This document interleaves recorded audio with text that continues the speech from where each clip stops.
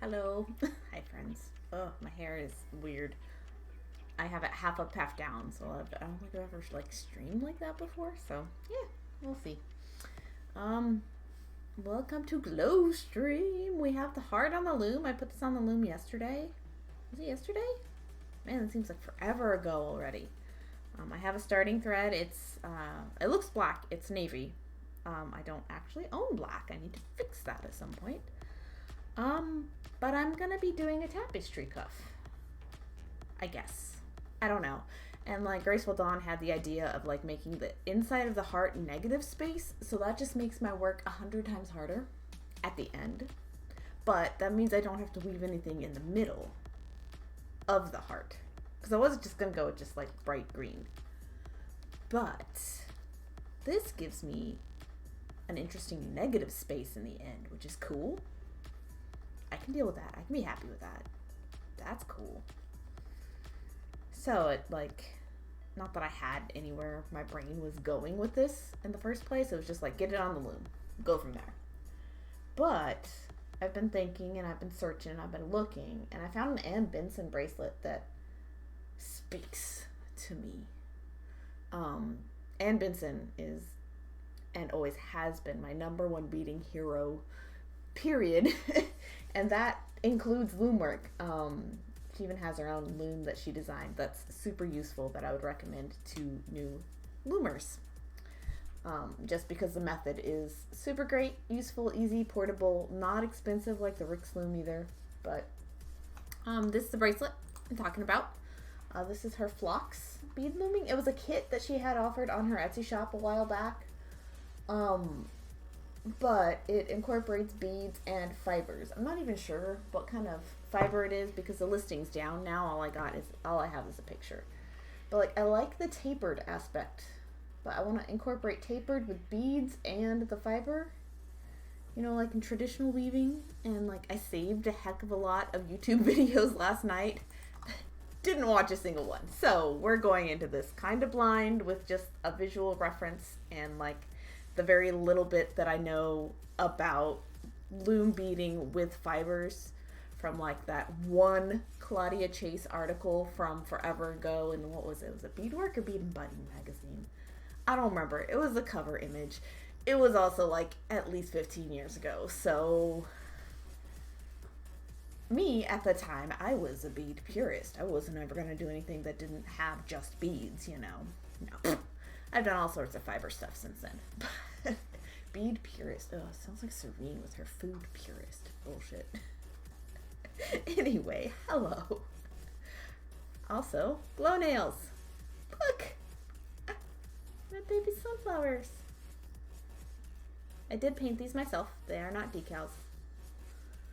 So it's a blue that glows under a black light, 2 coats, top coat, and then yellow paint, which looks gray here, and then my orange glow nail polish, and then brown paint. Ta-da! Been wanting to do something with both of my colors of nail polish. I only have 2 because I just started painting my nails again recently. I don't work in food service. I can do this. I can paint my nails. It's amazing. I love it. Anyway, I have that image up. And I have the loom out. And I'm just going to start. I had a bit of an idea. As you can see, there's some really large black beads here. They're 4 millimeters. And there's some smaller black beads in there, which I may or may not use. Actually, I might want to get out the little teeny ones too. But I doubt I'll loom with those, but doesn't hurt. So I have Toho, they're labeled Toho 805 and Toho 980. These are both luminous inside color lined beads. Most glow beads are luminous or neon, one of the two. So I have a green and I have the pink, which is kind of an orangey on camera, which is cool. It's a little orangey in real life too, under the glow. I also have some this isn't even DMC. What is this? This is J&P coats. I don't even know what number this is. I get my embroidery floss either free as been gifted to me in other people's stashes or as like thrifted. So J&P Coats number 15. I don't know how to read it. Anyway, there's that. And a pink floss, unsure of the brand. I don't cross stitch much, and I definitely don't do it enough to know the difference without looking at a label. So, oops, I forgot to get my LED light out. Come here. My string of black lights. I did not remember to put that in. I also wish I had something behind me. Oh, I didn't turn my lava lamp on. That's what it is. Come on. Get out the whole party self. You got this, Pearl. You got this. So when I zoom out, you'll see all of the LED strip, casting light from various places. I love it. It's cool. It makes me happy. It was one of my Christmas gifts from IXO. So that's neat. Let me turn my lava lamp on. That would help. Like, there's something wrong with this camera view. It's been like 3 weeks since I glow streamed last. It was supposed to have been 2, but I wasn't in a good mood last week. It was pre-period just angst. What was going on? Just rough morning. That's all. My brain didn't let it go. Ugh. Anyway, so I'm gonna alternate between beads and fiber. Do some weird increases and decreases and working from both sides of the piece. I'm sure. I don't know. We're just gonna go for it and we're gonna see what happens. So I'm gonna start with the pink beads first. Because 2 rows of seed beads should be the same width as the 4 millimeters. And I kind of want to do a frame increase starting with pink and then black and then the green, and then we're going into fiber from there. That's the idea,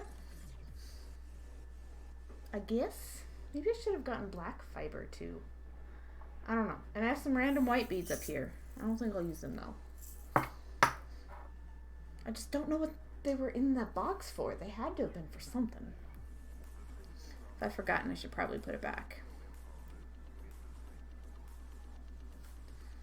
So I'm going to go through these 2 spaces here, which is the middle. I have already attached my thread to the appropriate warp. There's going to be 2 beads in each spot because 2 beads equals 1 black bead, which I'll be looming with those. And I have warped my loom every other wire to accommodate the width of the 4 millimeter rounds that I'll be using later.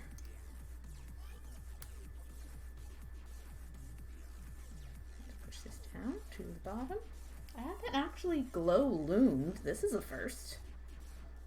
Like, I think ever, like on purpose. Like, I do have a piece that is loomed that glows, but I didn't know that till after the fact because I hadn't like been checking all my beads.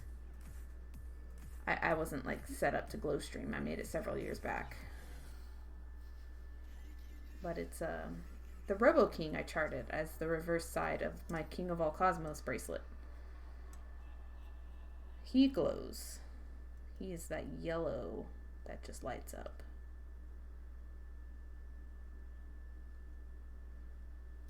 Okay. So this is going to be a fancy project. All sorts of fancy increases and decreases and all that jazz. So this thread is going to go down.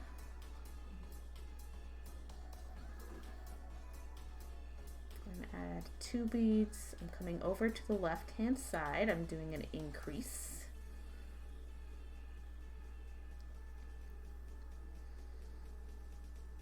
This is how I did my,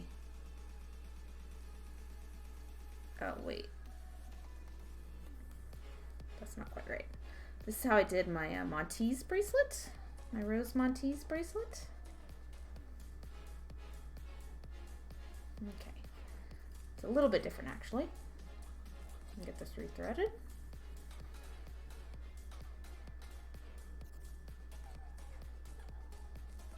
Trying to remember my process, you know. Half the time I make it up and half the time I'm actually like following my own instructions from prior pieces, which I made those up too. So I'm actually going under and then over this thread to secure that thread kind of higher up so that it doesn't like fall in line with the beads here. I know that seems like unnecessary, but like it lines up better if you secure it above where your last row was.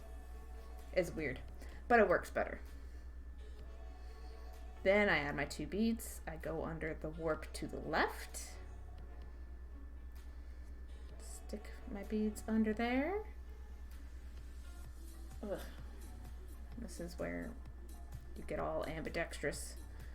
Go through the 2 beads on top, go under this warp here on the right to secure the left side, adding one of my 4mm black beads. Well, 2 technically. I have 2 beads here. I can't ever see the holes, so I'm just like feeling around for it. Like under a black light, you can't see the holes in black beads. I do have a lamp here that sheds a little more light, but it's just like a void. You mostly just have to guess. So my 2 black beads, and I'm gonna add 2 more pink beads. Come up after the 3rd space.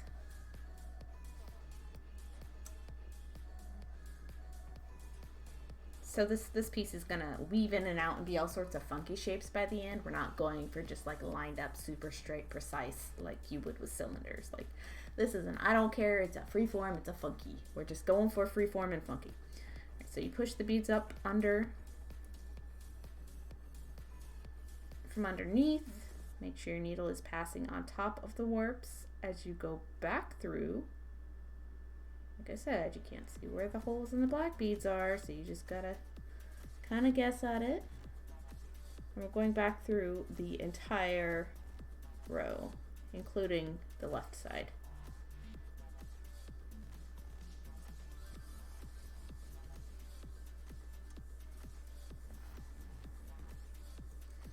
And you're like, wait, but that's disproportionate. You are correct. This is where we get all sorts of weird. All right, so I'm gonna go under again, add our 2 beads, and I'm switching back all the time. For me, it's a lot easier sometimes to do this from underneath because you're actually technically like peyote stitching and looming when you're doing 2 different sizes of beads. It's so weird. But I go under the loom by turning the loom over. Make sure my warps are on this side. Just the black beads though. Not the pink one. Come on, let go. Just the black beads. There we go.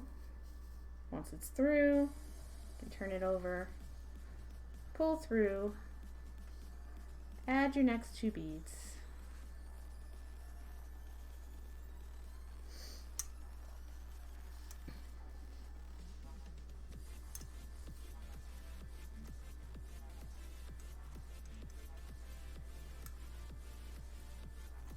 Through all the beads in this row again, so the new pink beads as well as the middle black beads.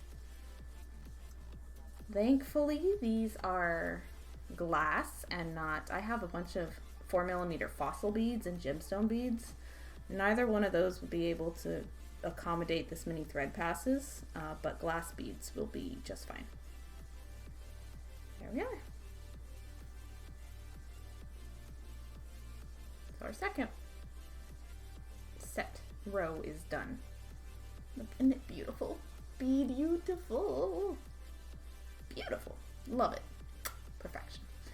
All right, and so I do that same thing again, but we go pink here, black, green, green, black, pink. So the rows are increasing whiter as we go until we get to the full length, but there will be a point where I have to split off into two sections, so I'll do the left side first, and then I'll do the right side, and then I'll have to do the whole triangle from the other end as well. So this is always like one of those challenging type of things where it's like you got to strategically place your increases or decreases if you're going from the other direction, but like I don't know why you do that. So increases in my case, and you're doing it on both sides. I don't know. I love doing weird things with loom work. Like I've said it before, I've said it again, I'll say it 1,000 more times before I'm done with the stream. I love doing weird things with beadwork. Loom work specifically. Beadwork in general, yes, obviously that's my whole shtick. The stranger the idea, the better. The more interesting and the more fun and the more challenging and like unique work is just more fun in general anyway. It's like, yeah, I could make a bracelet with shaped beads, but like that's been done a million times. Most of them look all like each other anyway. Shaped beads have really changed the landscape of beadwork. They have both made it cooler and made it more monotonous at the same time. Like I find that there are very, very few shaped bead pieces that I would like to make myself, or very few shaped beads that I would want to own myself. I own a variety of them. I come to them when it seems like they are the best option for a particular problem. Like they are a solution to a particular like compositional problem. They aren't what I'm setting out to make. That's when I use shaped beads, you know? Like, it's not the first thing I go to. Very rarely on occasion, it is the first thing I go to when I'm like, oh, I know what I could do with such and such. Then I use them. But mostly, I own them as a selection of beads, just like anything else, that might come in handy someday. Not all of them have. I think there ended up being too many. I think people just kind of like went haywire with their ideas, and it ended up being a little extreme, but you know, and I think some beads are underutilized whilst others are way overused and aren't even cool. Like dragon scale beads. I really love dragon scale beads. Like they only have one hole. They're shaped like a kite. You know, it doesn't seem like you can do a lot with them, but like I have made actual dragon scales was the first application I used. I did not intend for that to happen. That's just how it worked out. And then I used them as feathers for an embroidered peacock. So it was his chest was all feathers, but it was dragon scale beads. I want to do that again. So I bought, last time I encountered some dragon scales, I bought them. I bought them in like this pale yellow, iridescent yellow. And so I just want to make some pretty little bird. Just a pretty little bird. Embroidered brooch, you know, or whatever. And I think that would be incredibly super cute and cool. And just pretty. Like, sometimes I do stuff for pretty, sometimes I do stuff for laughs, sometimes I do stuff because it glows. You know, it all depends on the idea that's come to mind. Seriously? Whatever.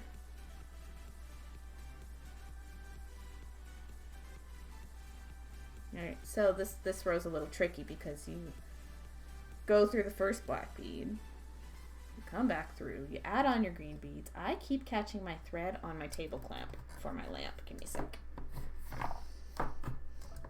Move it over there. Or it might not be in the way as much.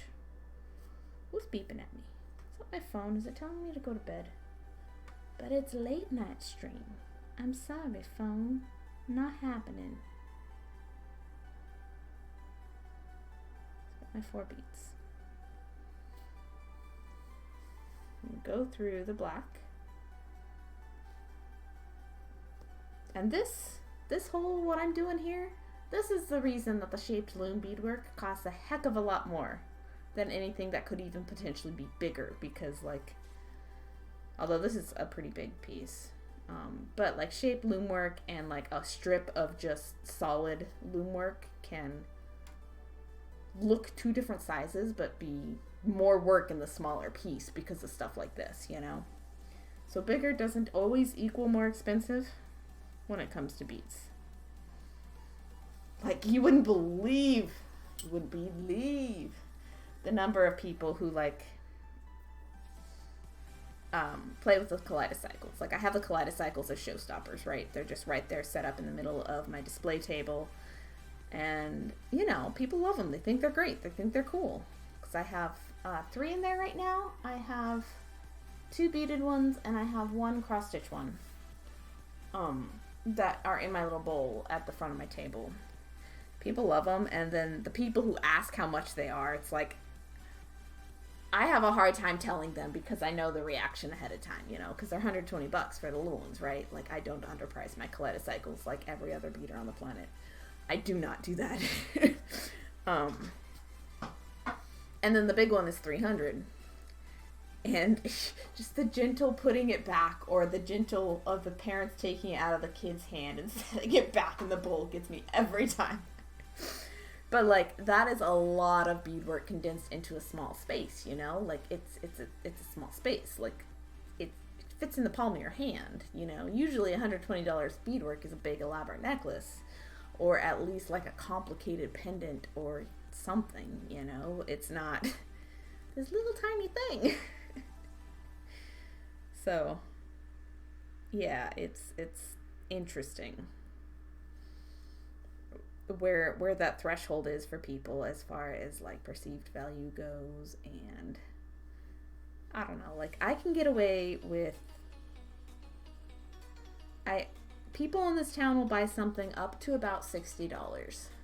So for me, that's like 4 hours of work put into a piece, which isn't a lot of time, but like, it has to be a small-ish to a small medium-sized piece. I don't do big stuff anymore.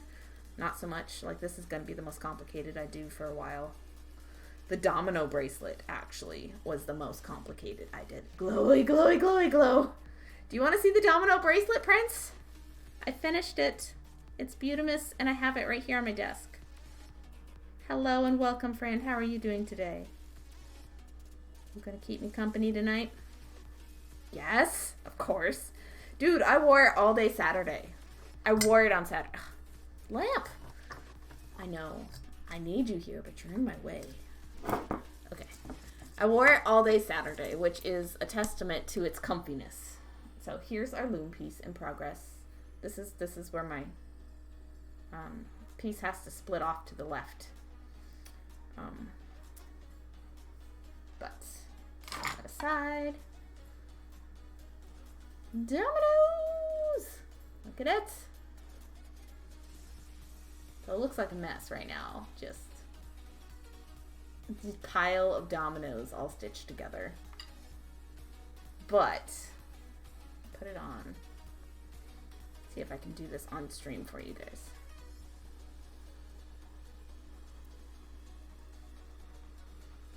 Ta-da! It's a snap closure. So you shake it. And like, I don't know where the clasp is right now because I'm not looking for it. But it's so comfy. Best fiddle bracelet. It totally is. Like, I actually didn't end up fiddling with it on Saturday. I wasn't bored, but it's just like, you just want to pet it. You just want to pet it. And then if you really want to, you can just like one blank. Oh, it's going backwards. That one's 6-6, but the red doesn't show up. 6-5. No, blank. Sorry, that one's blank. This is 6-6, 6-5, 6-4, 6-3. So it goes in number order. So you can look at the individual dominoes if you want. They are in number order all the way around. Well, not from here to here. That wasn't going to be possible. It's a 4-4 on one side and it's a 3-2 on the other. There was no way to like have 3 full sets of dominoes. It wasn't going to happen for like an actual wrist size. Not unless you're huge wrist. I made this for me. Realistically, I'm going to have this thing for a decade. It might as well fit me. It's like $780 or something. I did, what was the math? What was it? It's 51 dominoes and then an extra hour, so 52 hours for like the extra weaving. 780, yeah, totally. Yeah. Somebody might eventually talk me down to 500 a few years from now, and I'll gladly sell it for that then. But like for now, full price or nothing. So worth it. Yes, this was absolutely worth it. And I had 2 leftover dominoes at one point, so I made them into earrings. Today I made mushrooms for myself. Look it. They're so cute. I made little mushies. I was actually aiming for jellyfish because I was going to do another mushroom jellyfish, but just smaller for earrings. But by the time I got the mushroom part done, I was like, you know, I don't think this needs jellyfish tendrils. It just doesn't. So that's where I stopped. And since I was making them for me anyway, I made myself some earrings, guys. What the heck? Here they are. Little blue caps with some little twisted spike beads. I don't know, they were just in a bead mix I had. Like this brown bead mix had just twisted spikes. Like, think like a unicorn horn, but with a hole at the top. Like right here. They're so cute. They're little. I posted them earlier. Yeah, it was proportional. It was correct. I figured it didn't need any tentacles. So we're doing jellyfish separate. And I have some brainstorming in progress. I think I posted it to Discord before I went live, didn't I? Oh, beating UFOs. Yes, I did. Okay. Fairy shrooms. Yes. Yes. We don't know if these ones are poisonous or not. Don't try to eat them. PC view. So here, I promise it's gonna look like a jellyfish by the end. And if it doesn't, it's gonna look just way over the top. I don't typically like tassels, but these came off of like some old necklace or earrings or I don't know what. But I'm going to do on the outsides. I'm thinking 6 tentacles on each. These are pretty big. Like they're like the size of a quarter. This thing. It was a piece of filigree that I just kind of hammered down into shape. I didn't have a dapping block, so I didn't get a dome, which is what I wanted. But I wanted to go into 3 equal sections, and then I used pliers to squish it in further, so it's like 6. I know jellyfish technically have like increments of 4 tentacles, but like at this point, the idea needs to happen, so we're going with 6. Thank you for the follow. Oh geez, this name is long.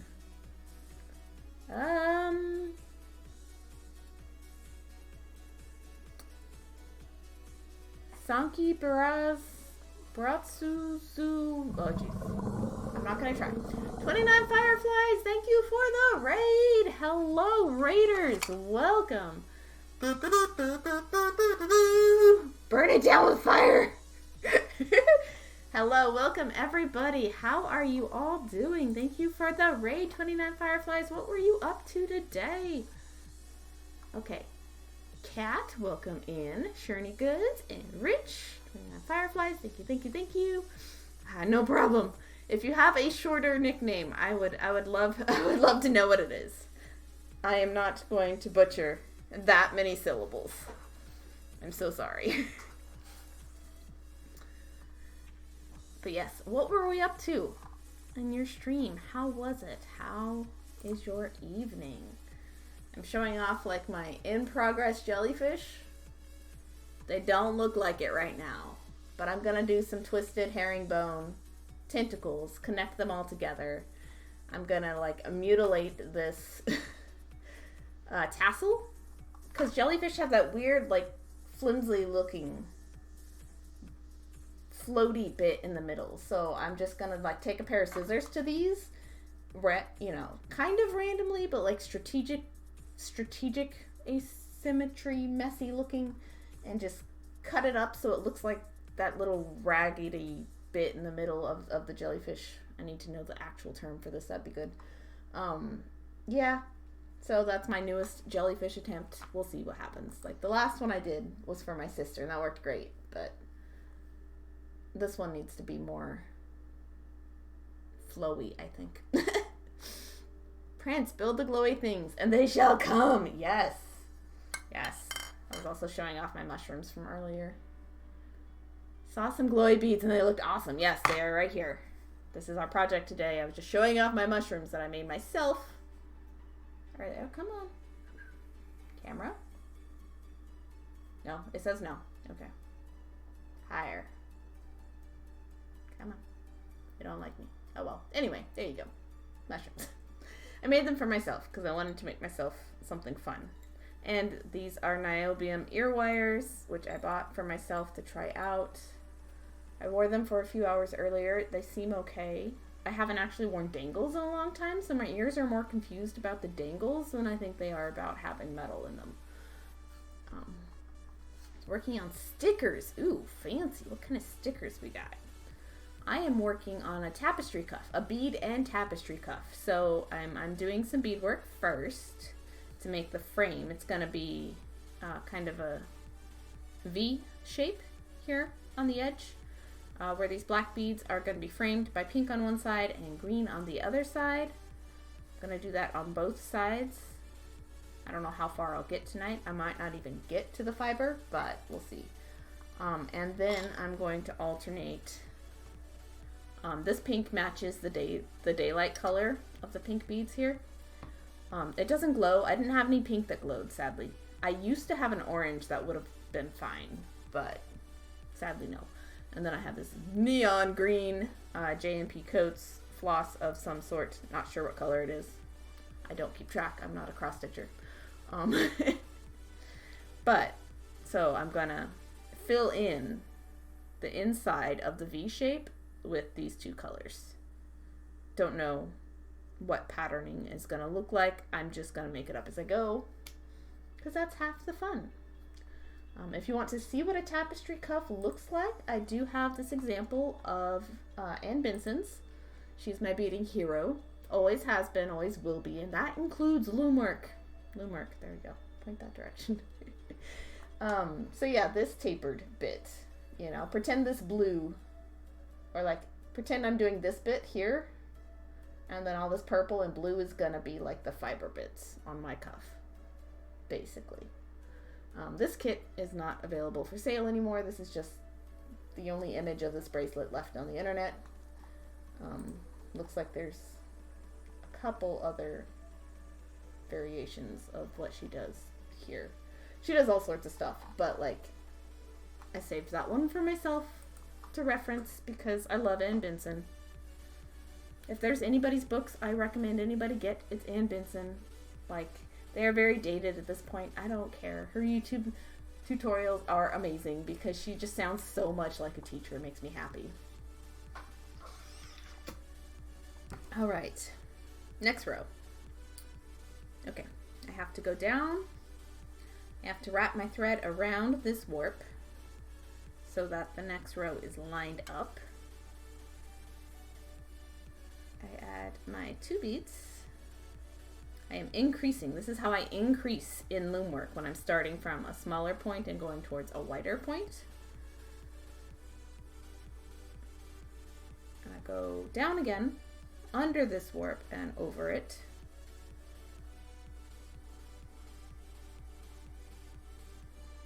And then back through the 2 beads.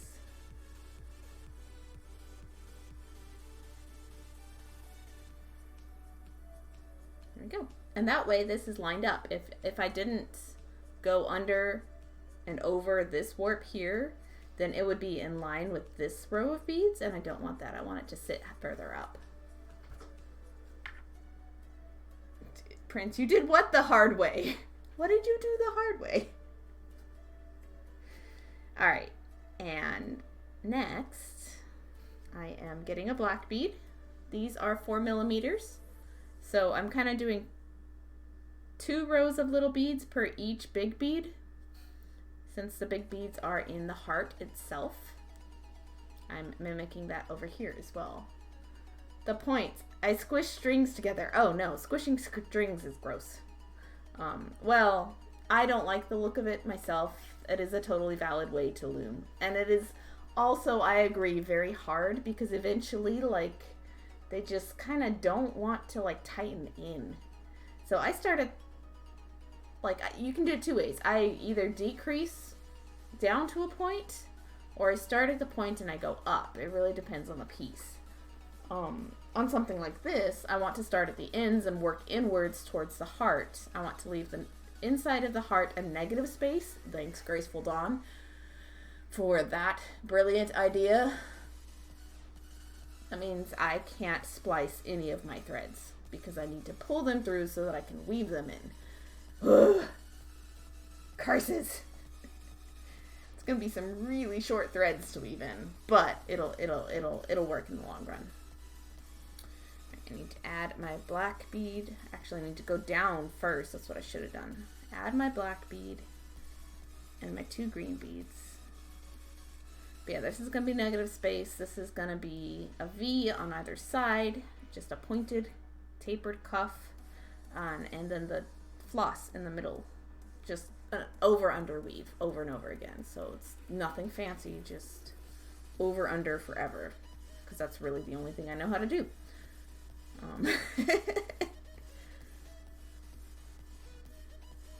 There you go. Hey, pay attention.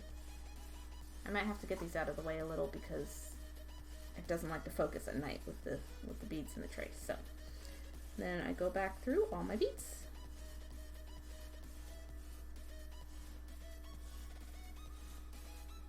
Making sure the needle is on top of the warp threads, so that your thread is also on top of the warp threads.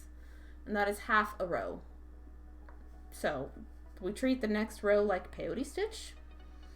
So this is like a combination of loom work and peyote stitch. You know, nobody needs to get this complicated, but I think it's fun. I lived, I learned, says Prince. 10-10. Whoa, I forgot to take my Molly. Oh, jeez. You don't need it with this stream. Alright, I'm going to flip the loom over. I find it easier that way, so that I can get, so I know that my needle is on the correct side of the warps. This is underneath, but it's on top at the moment. I pull it through just the black bead, flip it over again. It's a lot of movement for you guys, I'm sorry. But like I said, this is a tricky piece. And then I come up on the same side where that first green is. Make sure my beads are pushed up from underneath. Go back through. Kind of take a detour down into the big black bead. Sometimes you can get it all in one pass. Sometimes you have to do a couple passes, but there you go. And then you'll repeat this segment 1, 2, 3 more times, it looks like, until it hits the outer edge there, and then you'll come back and you'll do it in the reverse order on the other side. Oh, I thought we were raving. You are absolutely allowed to rave. I did pick more energetic music tonight. I wanted the mood boost. Never actually been to a rave. Fun fact.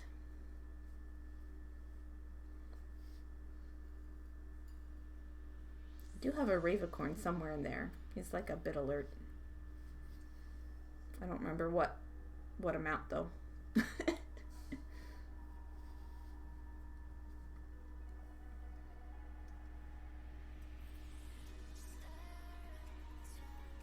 Me either. I just hear all the kids are doing it these days. I wouldn't know. I was a goody two-shoes growing up. I'm still a goody two-shoes most of the time. I do curse a lot though.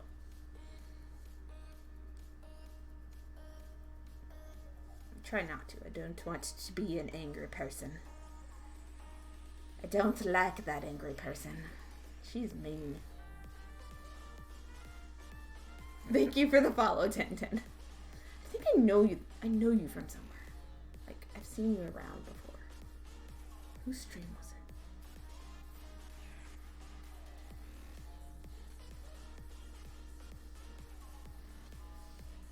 Thank you for the follow. Thank you for beating my friend, and welcome to the beatbox.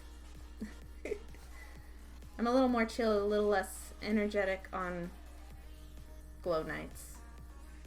I've usually done all my socializing for the day, so it's a rare sight to see me at night. And if I am beating at night, I'm usually glow streaming. Sometimes I get carried away with like my daylight projects, and I just really want to stream them at night, but that's even rarer than a glow stream.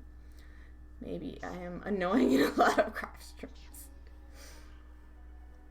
I want to say like maybe Luca's like forever ago, but I think that might be wrong. Or it might be right. I don't know.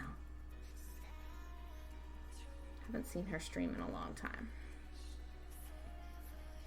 I am in all the beading streams. If there's one I don't know about, please inform me. I collect the beaters. My dad used to collect just random weirdos. I just collect beaters. God dang it. Why do I always do that? Okay.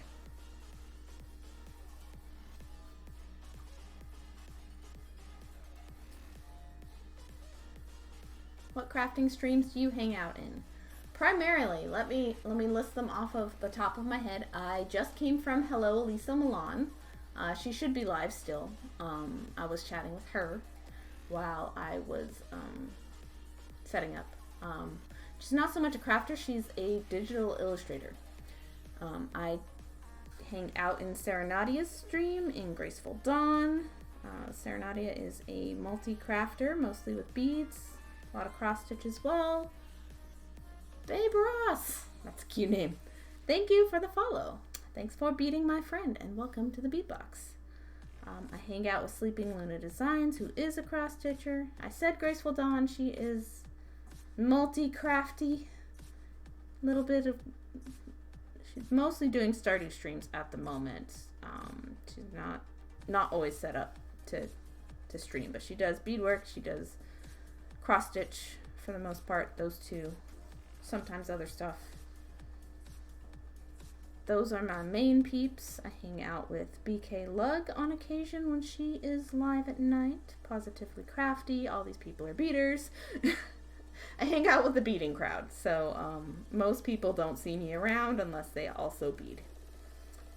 Era Deacon Wife, she is currently moving though, so I doubt we'll see her for a little while. So, beaters off the top of my head.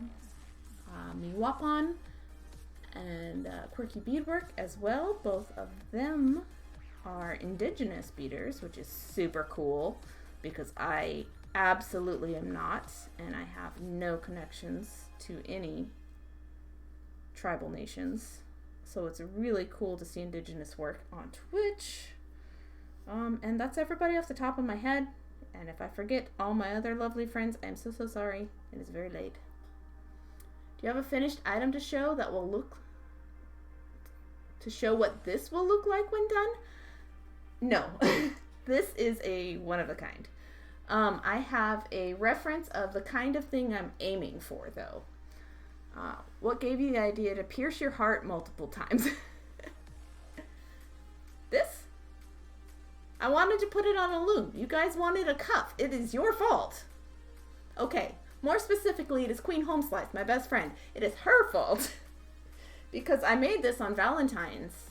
I started it on Valentine's. I made it like the next glow stream after that.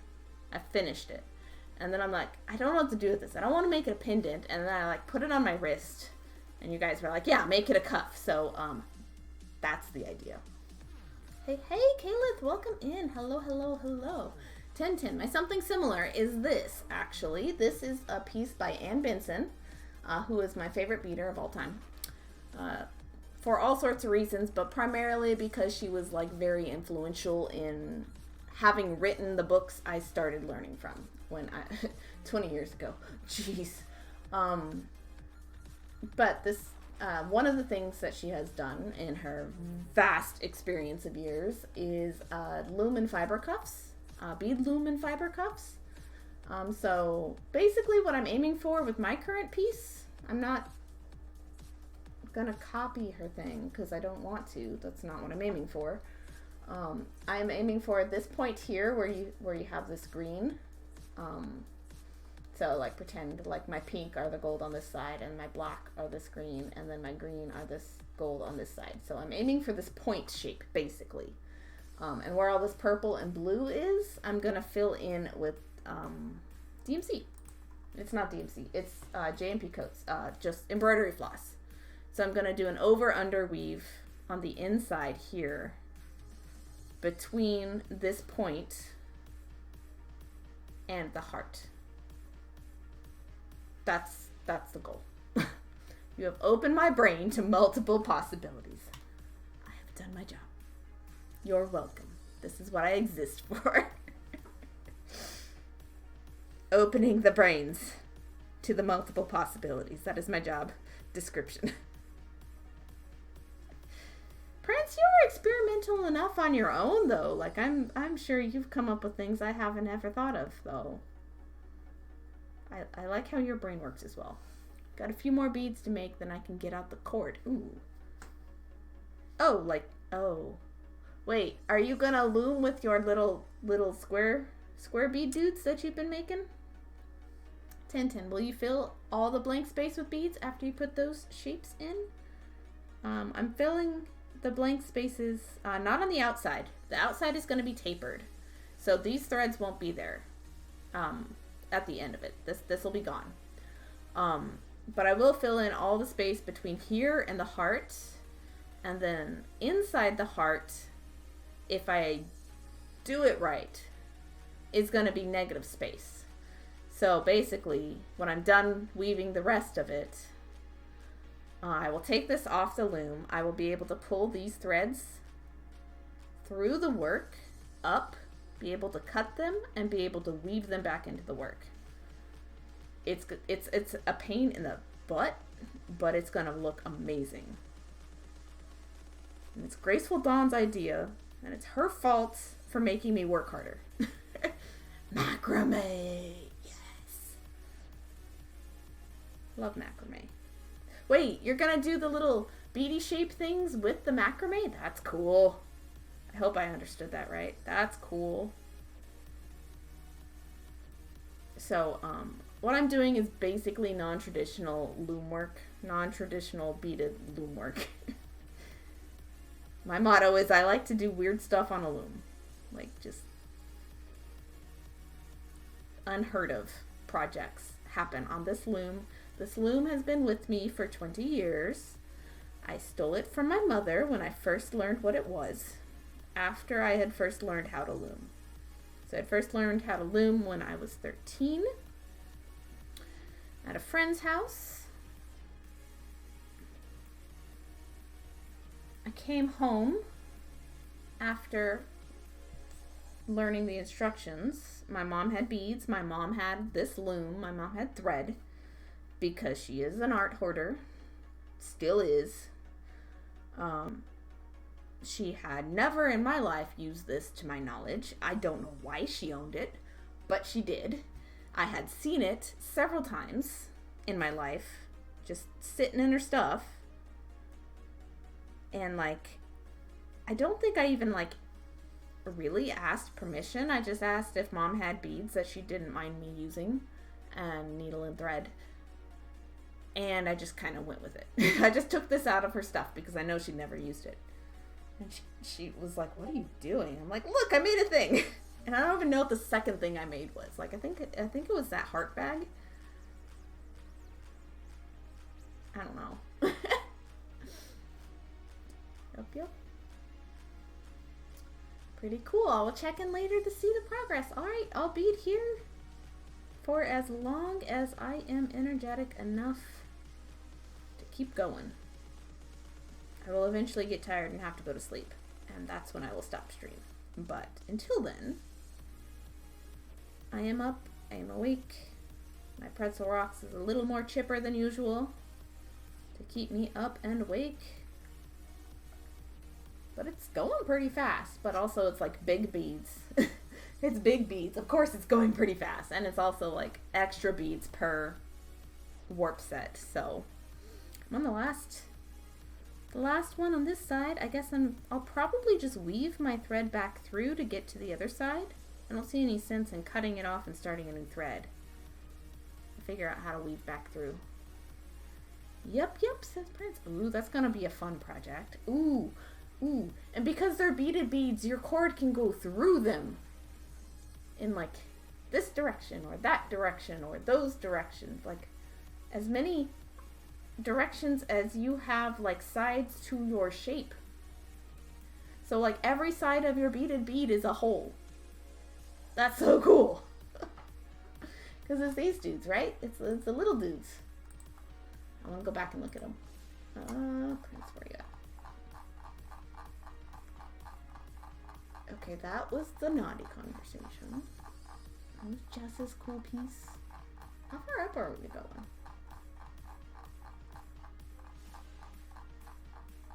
Darn. Maybe it's in UFOs. I forget you guys post a lot too. There we are. This guy. Okay. Ooh. I dig it. Do it. Do the macrame. Do the macrame with the beaded bead friends. Yes. Awesome. I'm here for it. I want to see what you do. Get out the cord. It has friends now. Oh, how many? And also, what shapes? Because it looks like you're doing a bunch of different shapes.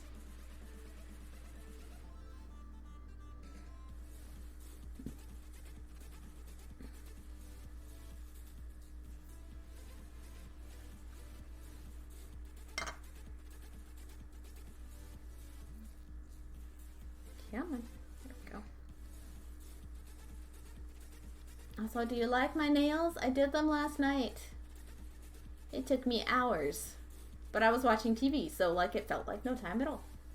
I was just a little tired by the end because they were still a little wet, and I wanted to go to bed. So like I went to bed at like 2, 3 in the morning because it took so long. But that's okay. Love the nails, yes.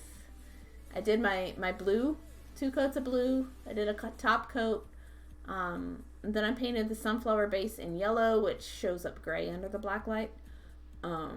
Acrylic, and then the orange is my glow nail polish that I painted that on next, and then the dark is brown acrylic paint, and then I did another clear coat.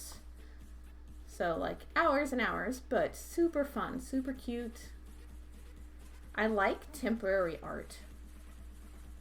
I like temporary art. I like making new, cool, different ideas, you know? Like, I don't think I'd ever be a tattoo person because I like temporary art. You know, stuff that isn't around forever. As far as, like, 2D stuff goes, you know? Try sand art. I don't need sand art. I have art jars. That's what an art jar is. It's sand art. But with thread. But I know what you mean, like the sand paintings. I think that's what you mean. The sand paintings and the is Diwali sand or shoot? Is Diwali sand? Diwali.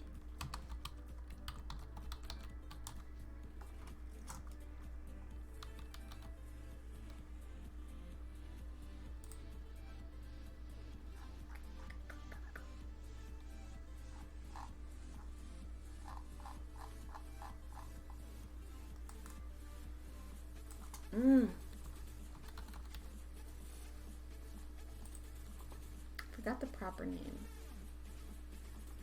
The Rangoli. Okay. It's for Diwali though, but the Rangoli designs. Like, guys.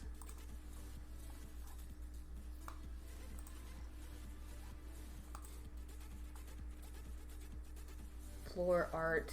I think it's done in sand. I'm pretty sure it's done in sand. But like, just pretty. Makes my heart so happy. It is for Diwali, yeah. Rangoli is the word I was looking for. Yep, it's sand. This and like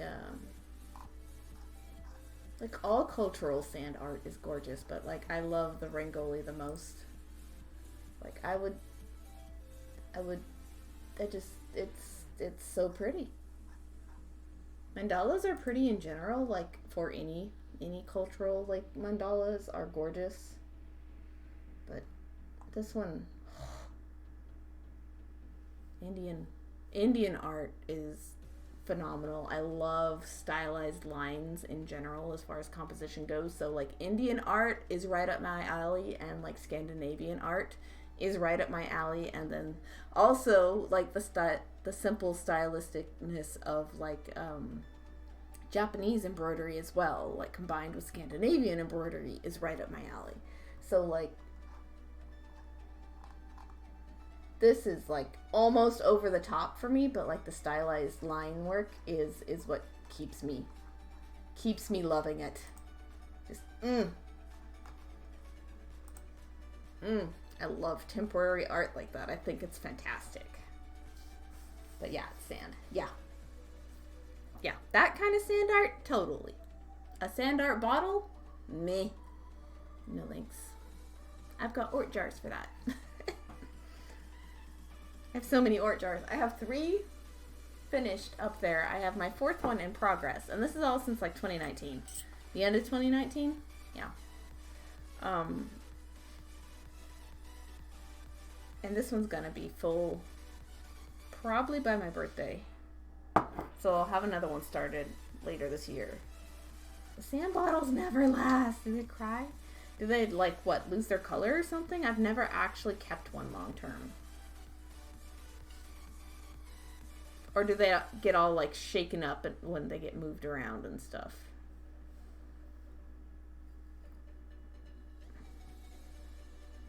What happens? I've never owned a sand bottle, but they've never appealed to me. I think I've like made one once as some like kids craft somewhere along the way. Isn't that one of those obligatory kids crafts growing up? Somebody gives you a plastic bottle and sand and tells you to fill it, and then you lose it. The sand shifts or kids get a hold of them. Yeah. Okay, this is the last one on this side. I'm gonna go back through this row, and then we're gonna figure out how to get to the other side. I've never done this particular set of increases before, so we're gonna see. Used to be good at desert scenes. Ooh. In the bottles? Well, yeah, no, I can see that. Just like landscapey type things. The indication of mountains or canyons. That makes sense.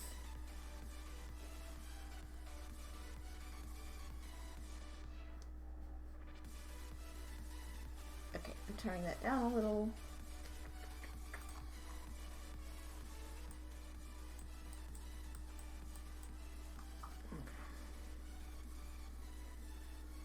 Maybe it's just this song. I don't know. Oops. Yep, in bottles was so long ago.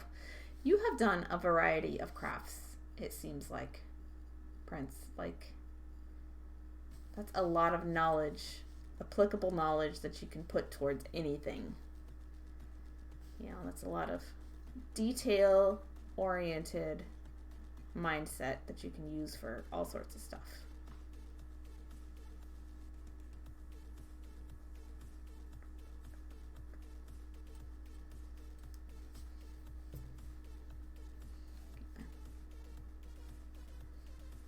Okay.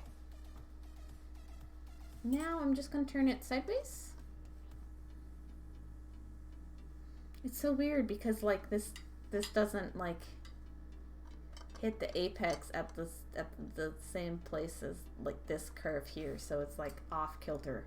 But we're not worrying about that. We don't care.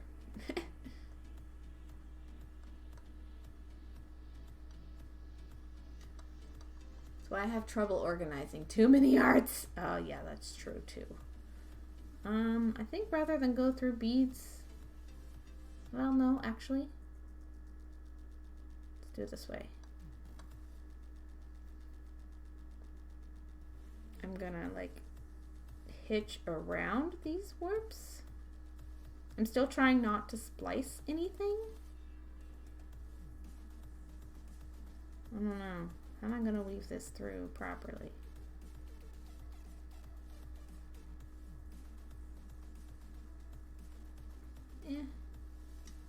Maybe just jump across. I'm just trying not to poke my needle through any of the pink warp threads because I will need to pull them to make the negative space on the heart at the very end. Probably shouldn't be doing this piece in the dark then. Bloop, bloop, bloop. Oh well.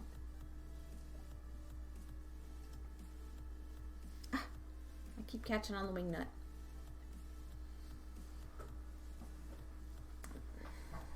You have so many arts, Prince. It must be like, is it difficult to decide having that many things that you like to make?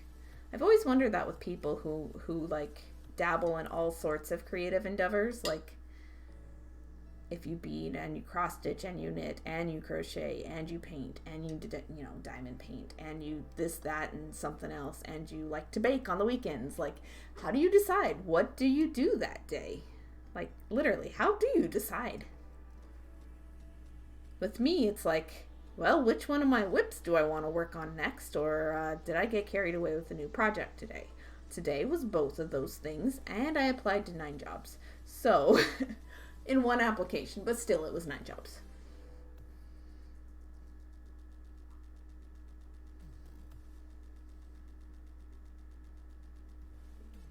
So, like, I got carried away with a new start as a congratulations for doing the thing you said you were going to do today. As well as, working on this, which is like an old piece. Oh. Eridican wife. Hello. Ooh, glow in the dark beads. Yes, we have our UV reactive. Hello, welcome. Thank you for the biddies. Appreciate that.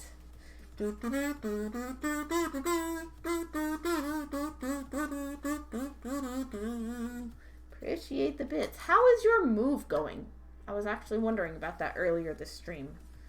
I was asked who all the beaters I know on Twitch are, and you were obviously in the list. And I'm wondering how your move is going. You're exhausted. Taking a break from packing. Need a shower shortly. Oh, geez. We still in the packing pre-move phase? That is a lot. That's a lot. I'm sorry. Because then you'll have to do the unpacking at the end of it. But I suppose you can take your time better with the unpacking than with the packing. So with the packing, you have a deadline. With the unpacking, you're arrived and your stuff is unloaded into the destination. And unless, you're there for a limited time, I suppose you get to take your time.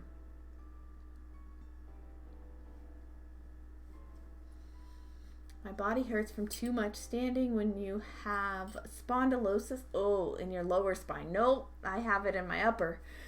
Deformed hip joint, a lot of standing can hurt. I am so sorry to hear that. I didn't know those. But I do know what spondylosis feels like, unfortunately, and I hate that for you. Work is trying to screw us over with our salaries moving north as well, so I may be quitting as soon as... Why? Why does it matter? You're already remote, right? Like, that shouldn't matter. You already work remotely. What does it matter where you live? Oops, I came unthreaded. That's upsetting. And, like, you're the only one in your position, so you should have, like, actual leverage. That's the word. That's the word I was looking for. You're the only copywriter. Like, you should have leverage in your position. This is dumb. This is news to me, and I don't like it, and I'm sorry to hear it. What the heck?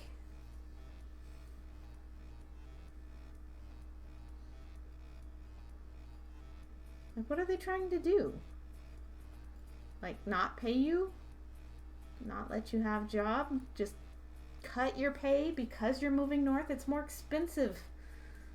Well, moves are expensive. I don't know where you're going is more expensive. Like, but I can assume that anywhere is more expensive than the south of the U.S. I haven't looked at Arizona housing, but well, I did a little. Parts of it were okay, and other parts of it were, expensive. So they decided to give us a 25% pay cut moving to Canada when they converted our salaries to Canadian. So I earn 57K USD. They decided that meant I should earn 57K Canadian. No! What? Just a loss of pay. They should have given us the exchange rate at the very least. A move which could cost them nothing. Oh my gosh. Makia, hello, welcome. Good morning for you. How are you today? Yeah, no, that's bullshit. That is absolutely bullshit. No. Like, just convert it to Canadian. Don't be like, oh, now you make 57K Canadian. Also, that's like way more money than I could ever imagine making in my life, but that's just me. Either one, honestly, but it is bull. The exchange rate would give me 72K Canadian. Right, and it's just an exchange rate. Like, they're paying you the same amount of money. Why would they give you a pay cut because you're moving? Because they want the number to be the same. That doesn't make sense. I'm getting very tired since I just woke up. Have yourself some coffee. I would have coffee with you, but I need to sleep at some point. So, I might go make some tea instead. I have peppermint in the cabinet. So management is battling HR to try to keep us. Wait, HR wants to pay you less? It's not management wanting to pay you less? Well, this gets even more confusing. Is somebody just bad at math? Tea for me. I don't drink coffee. All right, tea for you then. Enjoy your morning tea. And I may enjoy a cup of tea with you. Just decaf.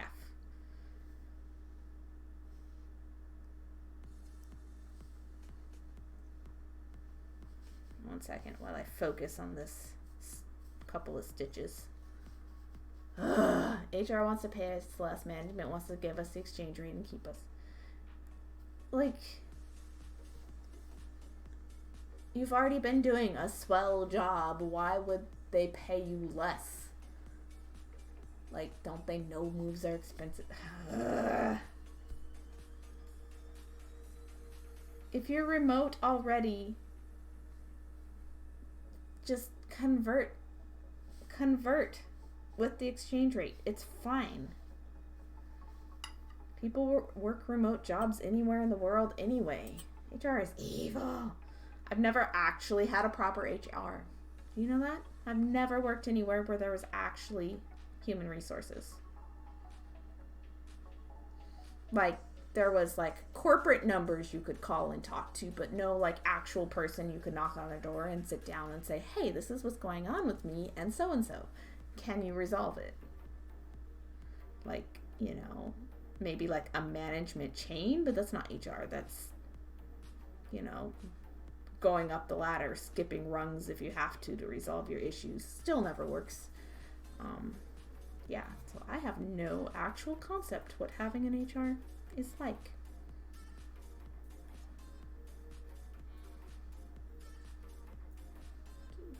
Is that bead sitting funny?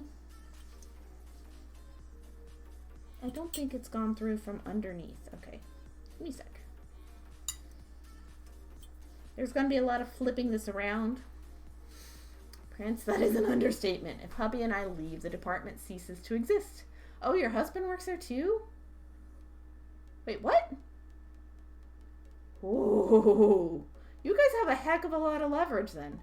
Most people don't realize HR is there for the company, not the employees. Oh, I absolutely know that, dude. Yeah, we both work there. And you're both the department? Yeah, they should definitely, absolutely want to keep you there because what are they going to do otherwise? I don't know if I know how to properly...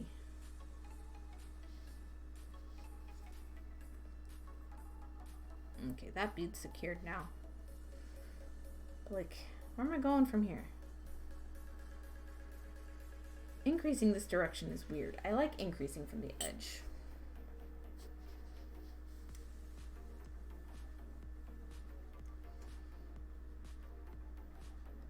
I think I'm just going to do that. I think I'm going to do what I did on the other side, but from a right. Yeah.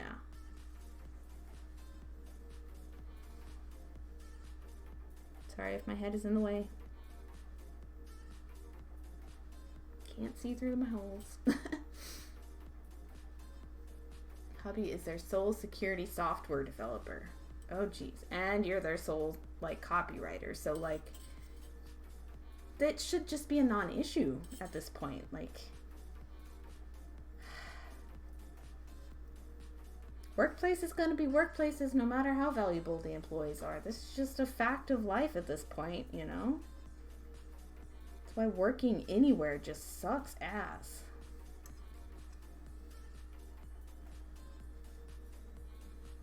I think I need to get up and make that tea. Our department has 300 people worldwide, but he's the only software engineer developer. I'm the only technical writer. Yes. I don't know why I was saying copywriter. Technical writer, my bad.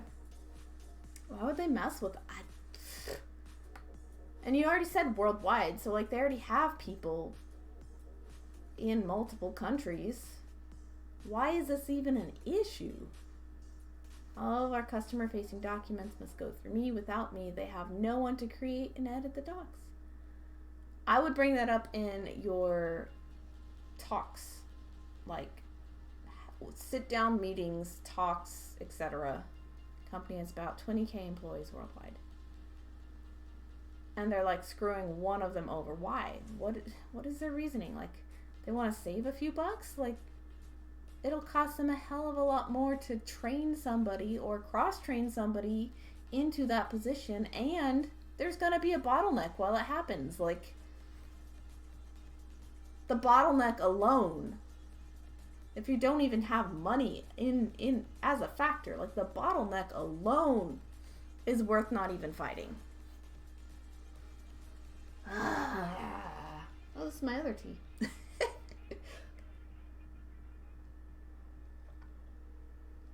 We just found out today one of the guys we know in another department is leaving too for a 66% pay increase. That's amazing. Maybe I should just get into technical writing.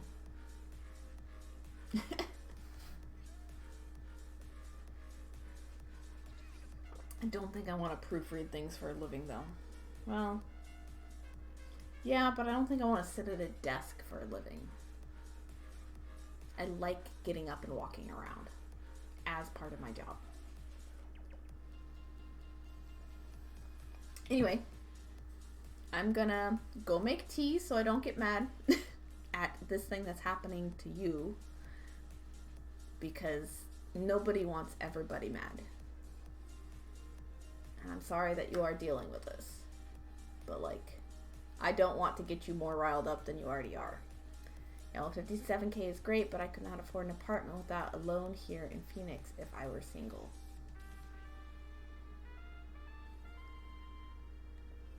Mike Pexadish. Welcome to the stream, and thanks for the follow. Man, my perception of money is super skewed. I've looked at the prices in Phoenix, and I think I could definitely be resourceful enough for that, but like, again, you don't want to look at my numbers. My numbers are scary low.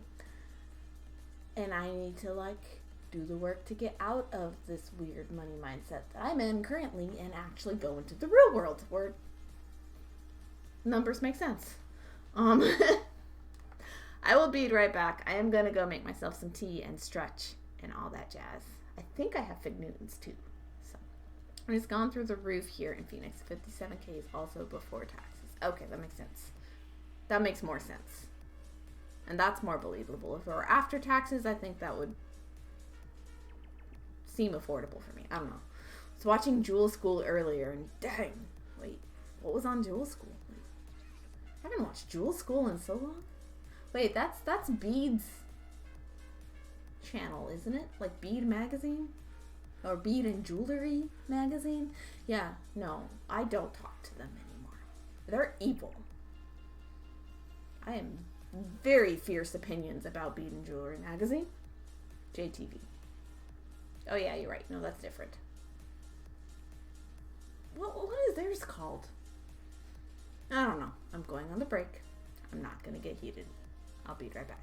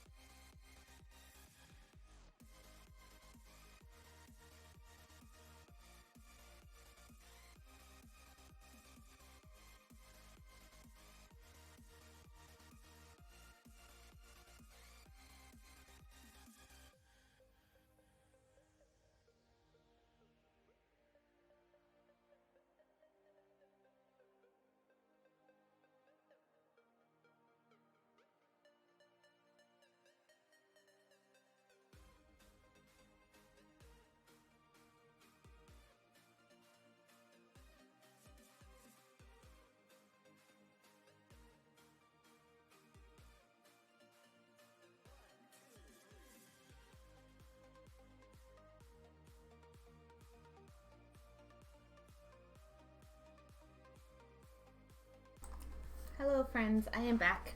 And I have tea. I have peppermint tea. I put milk in mine. You might call me a weirdo, whatever. I like it. And I have fig Newton bars. So, like, I'm having tea with Makia this morning for her. Nom nom. Nighttime for me. Morning in Sweden. I saw Elisa come in. Hello, Elisa. How are you doing? Welcome, welcome. Welcome, welcome.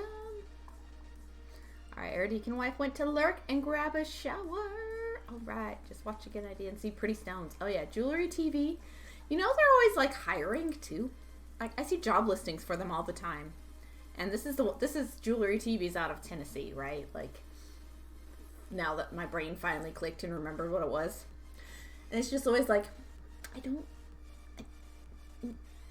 the job descriptions just look suspicious as all get out. They're just very sus. And I'm like, no, I don't want this.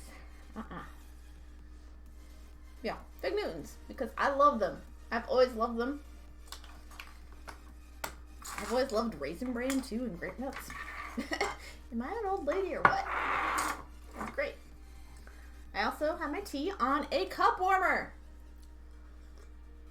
Ixo bought me one. He thrifted it. He had his magic skills. I can't get it in frame. The cords. There we are. Cup warmer. A little baby hot plate for your cup, basically. And it was new. It was used new. Like nobody had ever used it, but like the box had been opened. It's like it had been sat around forever and just got donated. High five. Cup warmer club. It's been on my list to buy for a while, just because I don't like my tea going cold 20 minutes later. Yes. A flip table. I'm just enjoying my snack. But yeah, I'd been meaning to buy it, and I had written it down recently, and he just like came home found it the other day. Literally change your life. No more cold tea.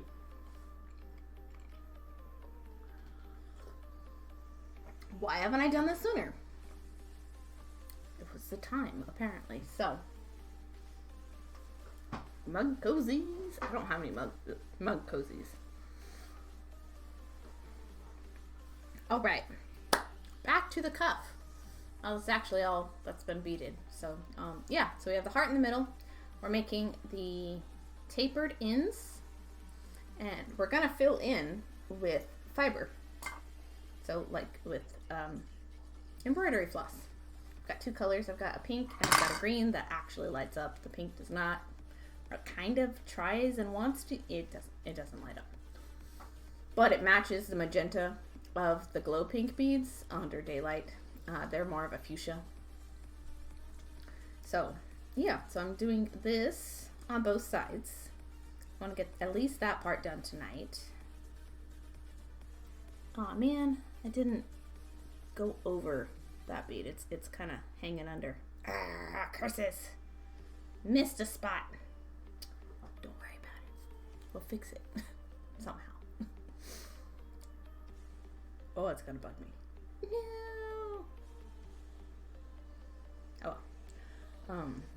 Yeah, so I'm going this direction. I want to get to this part because I know it's going to be so fun. It's also going to be super fast. But we gotta do the routine. We know what we're doing part first, I suppose. Gotta do the less interesting thing before we can get to the interesting thing. This is going to be like me looming backwards, because I'm not used to going this direction with loom work from right to left. Underneath. Get a big bead. How was the rest of your stream, Elisa? What were you up to? Sweet. Yes, this project is so fun already. Like, I love it. I've loved every bit of this. I didn't love making this top side of this heart because the thread I was using at the time was fraying on me, and then I banished them all to the Ort jar. All the glow threads. Well, actually, all the Ceylon. All the Ceylon got shoved in the Ort jar. Like, no. We're not happening. I was using the purple. It was being a bitch. So it got exiled. They all got put in prison. Like, I don't enjoy these threads. 0% enjoy these threads. So much so that I would not wish them on my best friends. Or on my worst enemies, especially. Whole nobbins. Yep. Just kept on rambling and you finished your cake doodle. Sweet! Awesome. I'm glad you had a good time with your friend for your late night stream. That's amazing. Oh, look at the glow behind Reginald. Ooh.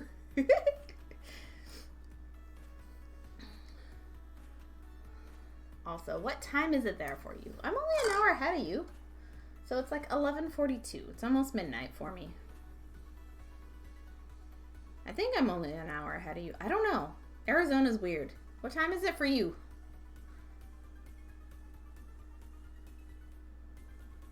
Maybe you're 2 hours behind. I don't remember what Arizona does. It's weird. It's weird.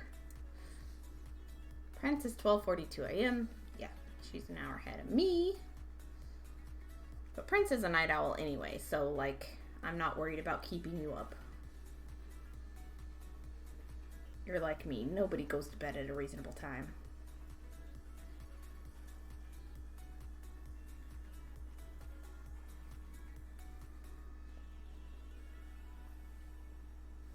Gonna have to add a new thread. Okay, this is where I turn it over, and we do this part. Aha! It's like an adventure. Every stitch is an adventure in a piece this weird. Weird meaning like, nope, I is vampire. You are. Ooh, I forgot your scissors are named Reginald. I am naming my Froggo Backpack. Backpack Reginald. Ooh, neat. Neat. Yeah, I don't have Reginald's today. For glow streams, I have my polka dots. That also glow. Saren sent me those as like a subscriber perk for like, I think it was one of the summer sales forever ago when she was still doing stitch-alongs every season. Like, I don't know how that woman has like the stamina for all the crafting she does. I don't understand. And to make it like a community crafting thing too, on top of just crafting a lot. The woman is like the Energizer Bunny, I swear. 9:43. You are 2 hours behind. Our time never shifts forward or back. We're always the same. Right, I just don't ever remember, like, in comparison to what mine is, you know. The Froggo backpack that I have via Kickstarter from another artist. I'm very excited. Oh, neat. That's super fun. Is it Apple Cheeks? I know Apple Cheeks did like a bunny one. I can see her doing a frog too.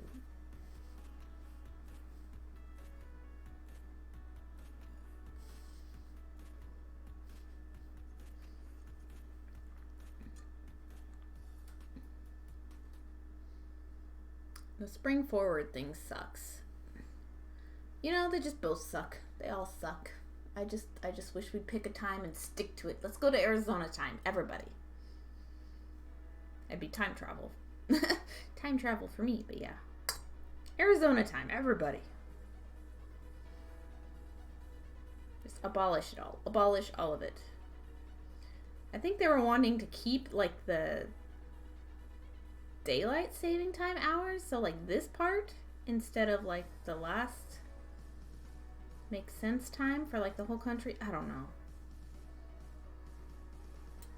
I think that was like the only thing Congress has agreed on in the last few years is like time change is stupid. So like, you know, why not agree on something that matters to human rights instead of just like this inconsequential thing? Maybe? Lisa, yeah, I feel like everyone got the Apple Cheeks one. I already have a long plush though, so I couldn't justify another one. I try to stick to useful plushies now, but the Froggo is from Ugly Plants. Oh, don't know this person. We need the time zones, but the daylight savings can go to, yeah, go to heck. Everything can get drugged to heck. But yeah, I agree with the time zones. The daylight savings, who cares? It doesn't matter. I just want the sun to go down. I'm loving this piece though. It's great. It's gorgeous. I didn't think it'd be this colorful on the edges, but it's 2 rows, so of course it's that colorful.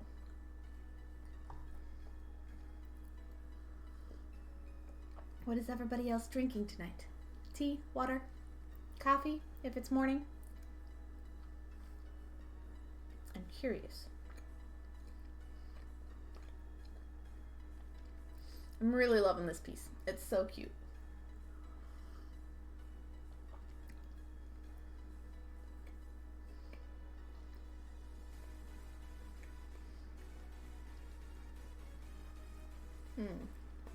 Should I?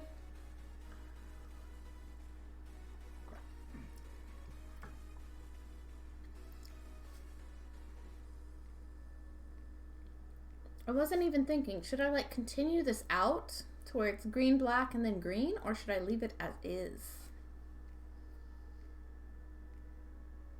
I wasn't thinking about the transition here. Like, should I transition it into something, or should I leave it?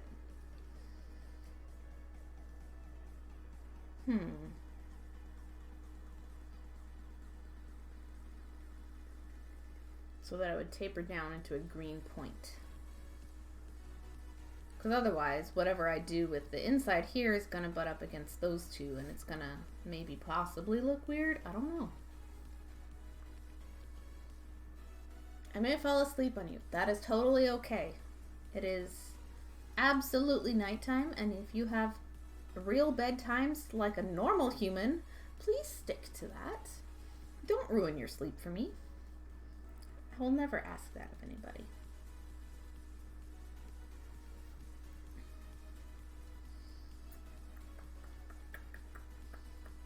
I wonder if I should keep doing this on regular stream tomorrow too. Like, I don't have any other like actual things I'm working on this week. This is my whip of the week.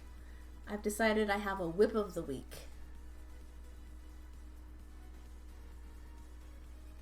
So this is the piece I drag out for streams, and that I do the hard working on things, and then I have like other smaller pieces, the new stuff. I have some jellyfish earrings that I'm trying to make happen for real this time. Jellyfish are being a pain in the butt. Be right back. Alright, I'll bead right here. The jellyfish are being a pain in the butt. So I may or may not end up with actual looking jellyfish by the time they're done. And then I've been trying to do like a big task, like an admin task, and then finish a piece. Whether it be like the tiny pair of earrings like I did earlier this morning between tasks. But then I went and showered and changed clothes so I could wear the earrings.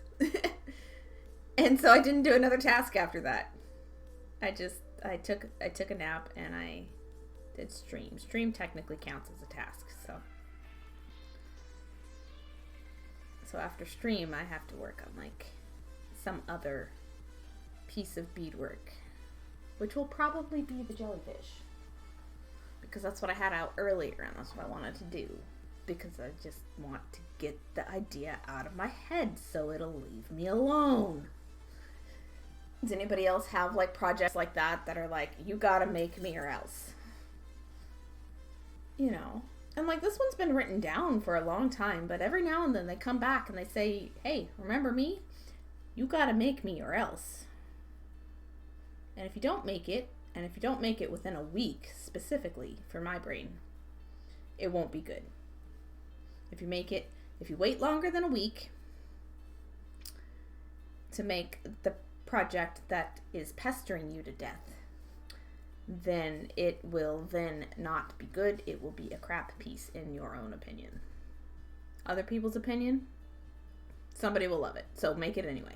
But like, it won't be a piece I enjoy making specifically. That's kind of where I'm getting at. Like it's the big magic, concept from Elizabeth Gilbert. for me, if I don't catch it and make it in a week, whatever the do the thing now is, if I let it sit and I let it wait and I come back to it, it's like forcing it. It doesn't work. It doesn't. Or it might work. Sometimes they do work out. But it doesn't always work. And when they don't work, they're not enjoyable to make. And so I just feel like I'm sitting there trudging through this thing that should have been fun. That did actually happen to me. I had a piece back in October. I've made it now. But I was doing the research for the piece at the time. And it was really exciting and fun and could have been interesting and fun for me. But I got carried away with a new, better idea, which was the scissor case. And I'm absolutely so happy that I followed through on the scissor case. This thing turned out phenomenal. And then when I was done with the scissor case, I went back to the old one. Or I went back to it a little while after that. I don't remember. And it wasn't fun to make. And I didn't end up liking it as a piece. Like, I was following somebody else's design, so like it wasn't even my own design. I was just like wanting to do something different. And like, it wasn't difficult, but it wasn't enjoyable either. So like, if you're just stuck on a piece and you have to make it now, like this is a have to make it now, and then those jellyfish earrings are a have to make it now, that's when it's gonna be top-notch, phenomenal piece of work.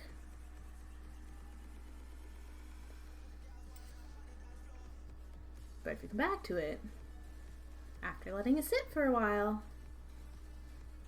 it's a trash idea. Like, it's not trash, but like, you didn't put your best energy into it. I was actually I've been listening to a lot of the Film Courage interviews from like film producers and like directors and writers and creators in Hollywood, in the film industry.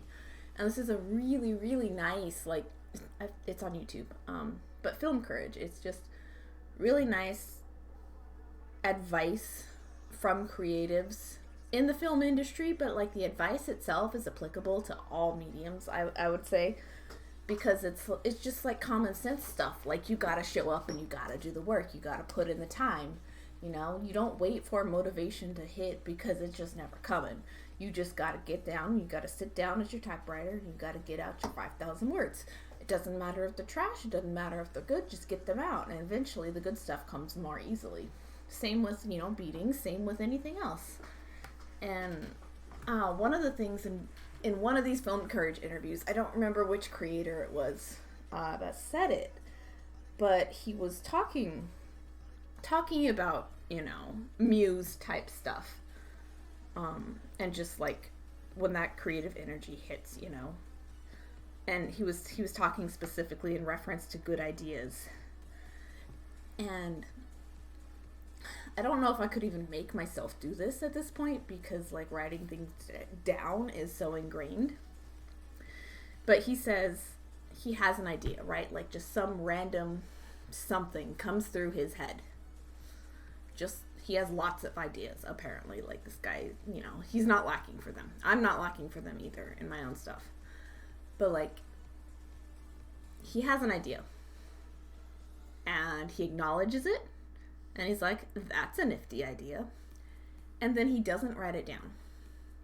What he does is every couple of weeks, he asks himself, okay, so what have all my new ideas been in, you know, the last couple weeks? And he only writes down the ones he can remember. Because if he can't remember it and it hasn't lodged itself in his brain noggin and it hasn't rattled around in there for 2 weeks, then it's not worth pursuing. But if it has stuck, and if it has stayed, and if it's persistent, and it hasn't disappeared by 2 weeks, then he writes it down, and he has it as one of his things he wants to act on, you know, down the road. So, like, I just thought that was a really, really cool way of, like, filtering out your good ideas from your great ideas, you know? Like, and he only writes down the great ones, because if they were great, they would have stuck around, you know? Like, I love that logic. I think it's fantastic. Because I write everything down and just, I get overwhelmed in the amount of stuff. You know? Because I have entire, like, pages and pages and pages full of beading ideas. And, like, it just goes back, you know, many notebooks over the years. Come on, let me get in the hole. The hole. Oh my gosh, I haven't watched Tiny Toons in forever. But like,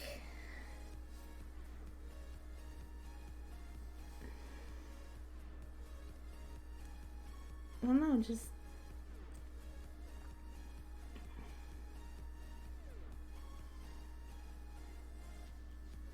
not writing it down just seems genius.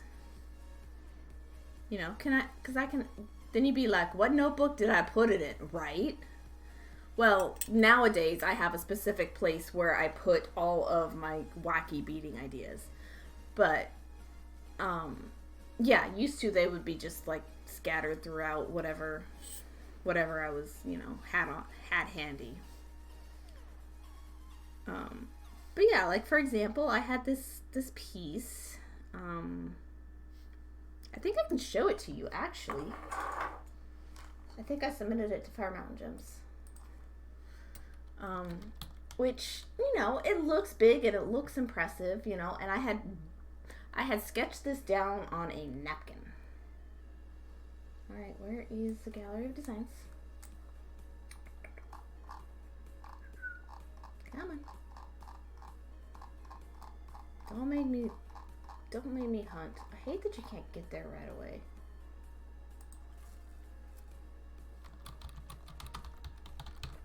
But I had sketched this piece down on a napkin. And it had like stayed in my brain forever.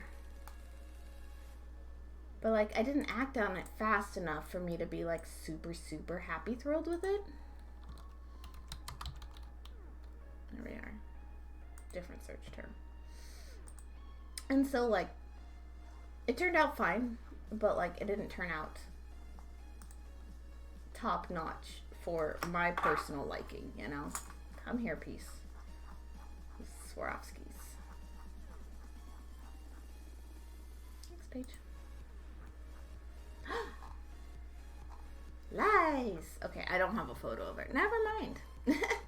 Oh, I don't have a photo of that piece at all. It probably like exploded on my hard drive or something that one time. Oops.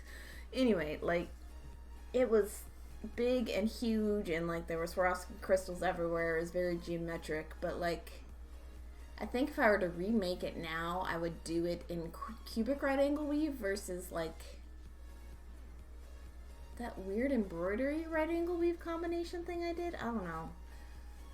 It wasn't great. It could have been better, but it wasn't great. So like even the ideas that rattle around forever, you know, can still end up being not so great. But I do like only writing things down that you can remember. Because brains can't hold it all. And brains are only going to hold the most fun or the most obscure when it comes to art ideas, at the very least, you know, in my experience. Okay, yeah, I think I'm going to decrease here, which means I'll have to come back and decrease here, which means I can actually fix the wonky bead. Yay. Fake Newton. But so far, it looks great. I love this piece so much. It's going to be good.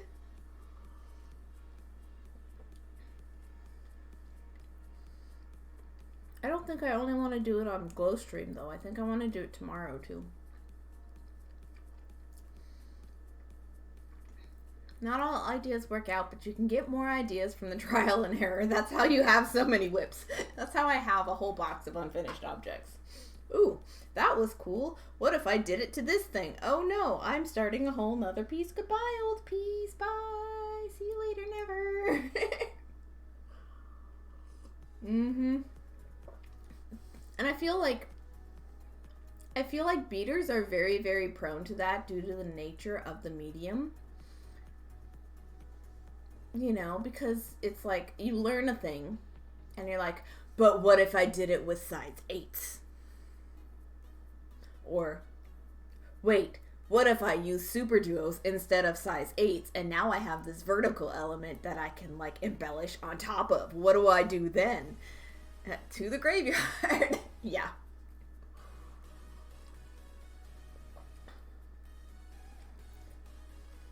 I've been making a valid effort this year to finish my whips. Like, I have been picking them randomly and going with it. Like, like the piece I posted in Discord the other day. It was okay, you're at a stopping point with your admin tasks. Pick a whip. And it was the first one, and I just did it, you know? As I had planned on making it even, so. And it turned out great.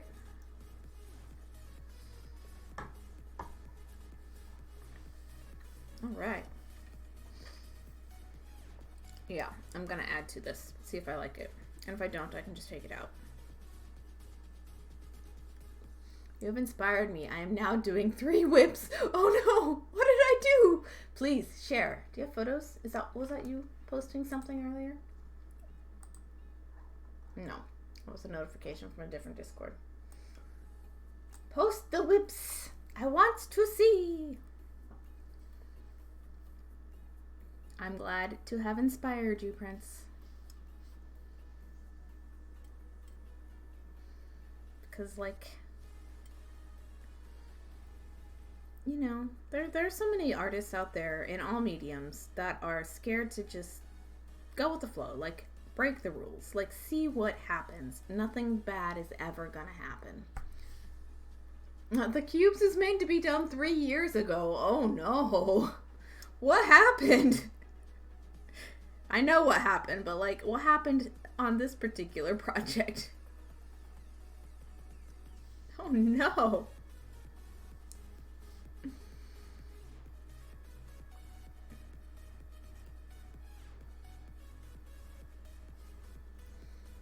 Life. Ugh.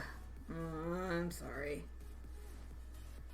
Hopefully you are getting to a point where life is settling down and you have a little more ability to work on some stuff. Seems like you've been working on stuff nonstop since I've known you, so hopefully life is at a better stopping point.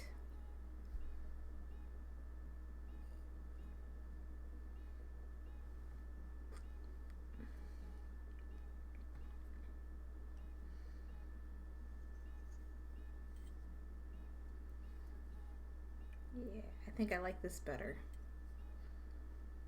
Which means the edges will have a black bead on it. Which I don't think I mind so much. Still don't know what color is going to go up against this.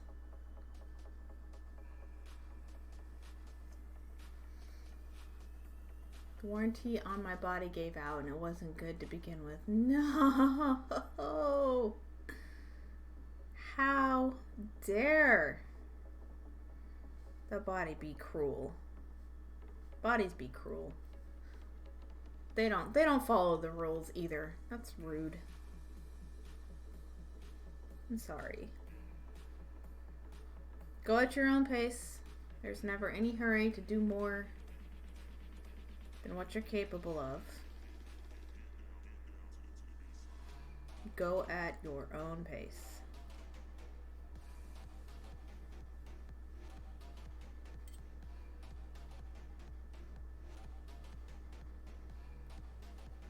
Fixing things one by one. Good. Good, good, good. Glad to hear that.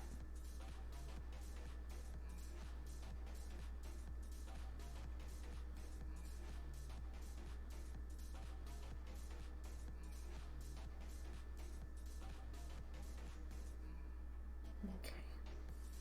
Yeah, I like that better. So I'm going to do that over here as well. But this thread is short and on the wrong side. So I can cut it. 3 spiders in the UFO box, too. Yes, with your bugly legs. I've never actually made spiders. I have one of Saren's, and I can't remember why she sent it to me.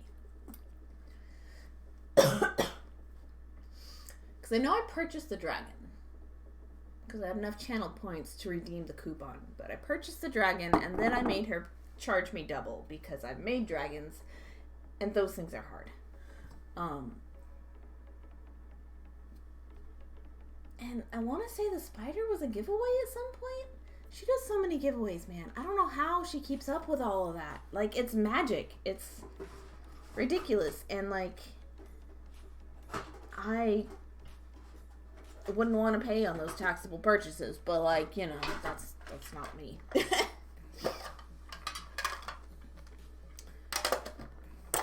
Ah, come back. No. Okay. Escape! Yeah, I do have a spider. And I don't know why. I get so much Saren mail and I don't even do anything. I don't even feel like I'm in, like, all the giveaway streams. And she still, like, sends me so much giveaway stuff. And she sends me beads. And it's like, how did I make this friend? I have a dragon kit in my drawer and it's taunting me. Go for it. May you enjoy the dragon making process more than I do. It's not something I enjoyed. I've made 3. I made them all before Saren's instructions were around. So, like, I only ever had the old ones, but, like, I've seen Saren's instructions, but I haven't ever used them, so I can't vouch. But everybody else can vouch. So, there you are. Alright, Aiken Wife. There we go. All showered helps me feel better. Yes, I did that too earlier today. I had a little bit of a negative brain spiral earlier, and after I got out of it, I had made myself a pair of earrings, and so I'm like, you know, I am going to shower so I can wear my earrings. Not that I need to shower in order to wear earrings, but I wanted to shower so I could pick an outfit that matched my little mushrooms that I made myself earlier today. These are the first dangle earrings I've made myself in years. Years and years. So, they were fairly lightweight. I'm not used to dangle earrings. I haven't worn dangles since I was like a preteen, maybe a teenager. I don't remember. It's been a long time. But yeah, showers always make you feel better. At least me. Yeah, do the tedious things. Yes. Tedious. It's not tedious, it's not fun. We are all the fancy beaters here in chat.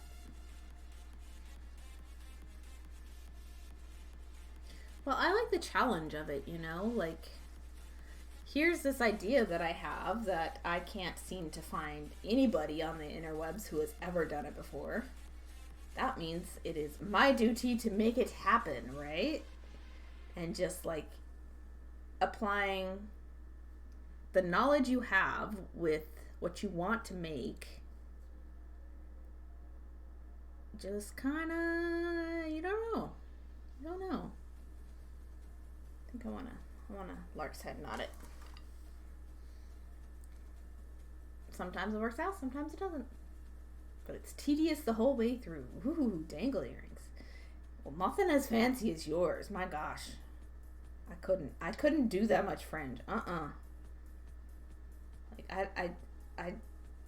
I don't even make the brick stitch fringe earrings. No way. I got that out of my system in the early 2000s. I was done with brick stitch earrings by like 2003, and I only started beading in 2002. Which is like, this is boring. No thanks. Move on. And then like now it's like all over the place, and you're like, these are actually kind of cool. Like, they took this to an extreme, the current designers, and I'm like, this is cool. No thanks. Lol, I made a ton of those. I made a ton of them Okay, maybe I stopped by like 2004 or 5 or something, but like I started beading in 2002. So I definitely wasn't interested after a certain point. Like there was so much cooler stuff to be made. But I just went off and did my own thing. That's what I was scared of. Okay. No, it's not going to go through the black bead, is it? Damn. How did that not get so big? It shouldn't have been that big.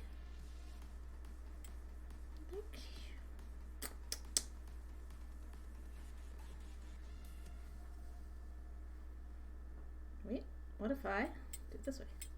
Oh, wait, no, there's 2 knots. Damn it. Okay. That was worth a shot. Let's undo it. Sorry if my head's in the way.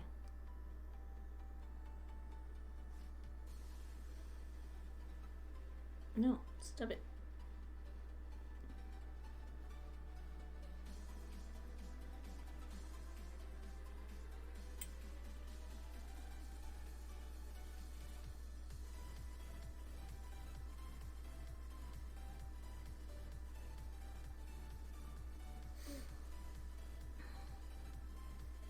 Here you only want to do all the fun things and they just want to dangle on a wire. Yeah, no. No. No thanks.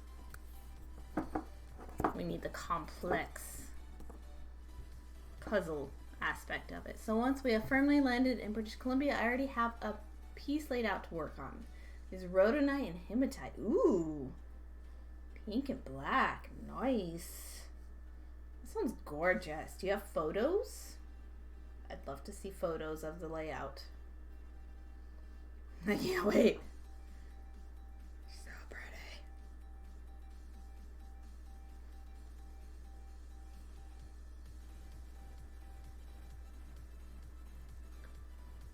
Edgy looking design. Ooh, edgy. Love it. Lots of edgy things going on.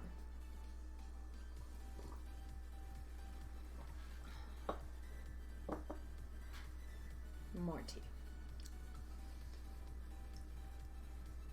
That cup warmer is like the best thing on earth. My tea is still hot. Well, it's warm. It's not hot.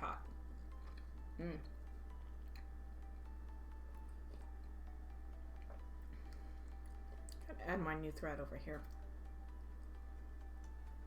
For like all of 2 rows. 4 technically, but well.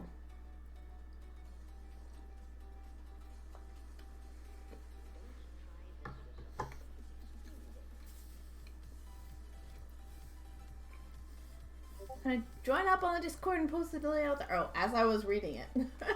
Welcome to the Discord. Shall greet you later. After stream. Since I'm already here anyway. I will send my welcome later. But welcome! I'd love to see what you make though. I have Beading UFOs is Beadwork in Progress is the name of my channel.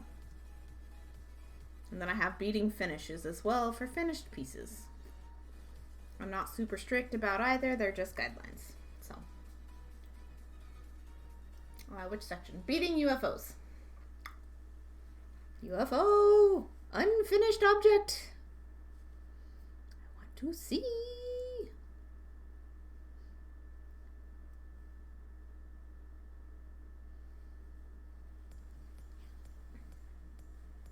And you said it was rhodonite. I always want to say like rhodochrosite, which I know is a different other pink gemstone. That one has green in it too, right? Now they're very similar. The inclusions are just different. Oh, there it is. Ooh. Ooh, ooh, ooh, ooh, ooh. What do we got here? Oh man. Oh, please go like full on pink goth. Pink black goth. Yes, very edgy. I love the dots. Hematite dots. I'm a sucker for hematite, guys. Like, I love all the colored forms of hematite that you can find out there. It's great. Look at this. That is a heckin' huge piece of rhodonite, man. Like, whew. That is big. I tend to hate pink, but this just screamed of. So many people have so much dislike of pink. It makes me sad. Pink gets no love. Pink is the color of love, and pink gets no love. She made me like something pink.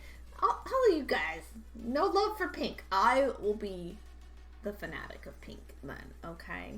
I am using pink as we speak. This piece is gonna be fantastic. Do I need to like turn the lamp on so you can see the magenta that this is? This is magenta. Very, very magenta.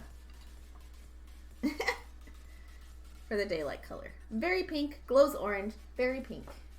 Pink thread, pink floss. No hate for the pink. I ordered that piece of rhodonite last fall from Russia. Ooh, long before they decided to invade innocent countries. Yeah. Yeah. But, you know, just because you ordered it from Russia does not mean that the business owner themselves is in favor of what the government is doing. You have to realize that Russians are people also, just like Americans are people when the U.S. invades countries for no reason or sends their forces off to stupid places for no reason. Like, not all Russians are in agreement with what the government is doing. So, like, hot take, but, you know. Same as citizens of any country, you know, it's usually the leaders that are the ones being all ridiculous. Just because I don't favor it, I don't mean I can't work with it. A lot of Russians don't want the war. Yeah, no, a lot of them don't.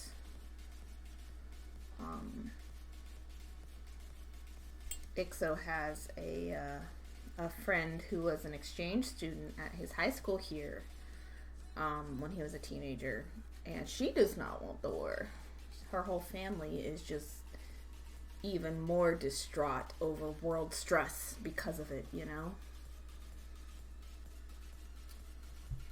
I've since ceased all business with any Russian suppliers. However, that said, I understand that most of the people in Russia don't want war either. True. Spell check. But yeah. Yeah, it's a tough situation, you know? My folks had a Russian foreign exchange student when I was in college. Yeah. You know, and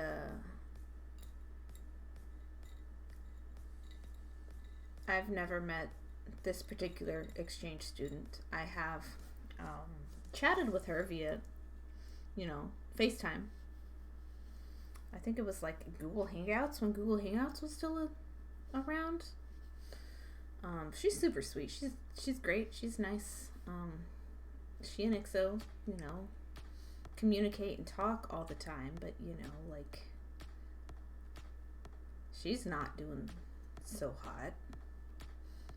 Just in general, and then this happens, you know, like, she's just people too. Populations of any warring countries, neither side ever, you know, the populations don't ever want the wars. My brother's girlfriend is from Russia. Very sweet. Yes, very sweet.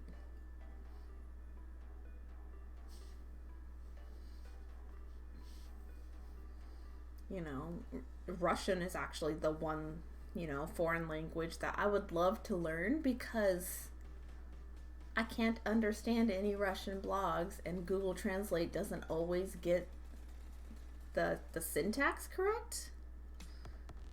You know, and like, just the artwork coming out of Russia is amazing. Always has been. But like the beadwork from Russia is just like there's a huge cultural tradition that's been handed down through generations in this art form that I can't even begin to comprehend because, like, I never had anybody teach me, you know? It's sad. Yeah, I cry over that a lot. Yeah. Google Translate really sucks with translating many things overseas. Yeah. Yeah. So, like, I just ooh and ah at the pictures, and that's about all I can do. Every now and then, you know, you get artists who speak English, you know, so that's, you know, lucky, but not every time. Oops, sorry, I'm a little out of frame. There, that's the shape I was going for. Beaters from Russia and Eastern Europe are just like, whoa, amazing, yeah. And like, yeah. The whole part of the world, just so much tradition steeped into their needlework, just not even beadwork, just like all of them, all the needlework. Whereas me, I'm just like one generation of beater, and I'm only ever gonna be one generation of beater, you know? That's all you got. And you wonder why I'm a streamer? So I can pass all my information on to some of you guys? This is my life. Pass it on to those in my current generation. And above. Some below. I haven't met too many younger ones. You know, not significantly younger people, so... Not for lack of trying, but like, it's not easy to find students. So I came to Twitch, and here you all are. Students, teachers, contemporaries, all of the above. There we go. Okay. I have hope for my niece. She likes the crafty. The crafty. You must have the crafty, child. That's good. How old is she? So, like, tween, teenager, maybe? Maybe a little younger. I know you're the oldest. 5 or 6. Oh, wait. It's a little early to tell, but, you know, encourage the crafty anyway.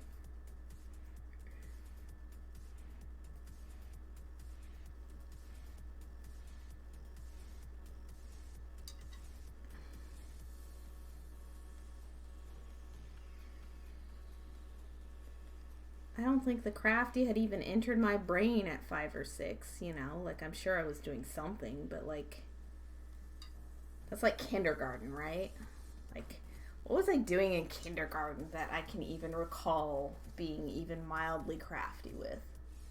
She draws SpongeBob like a pro. Awesome. Okay, that's fair.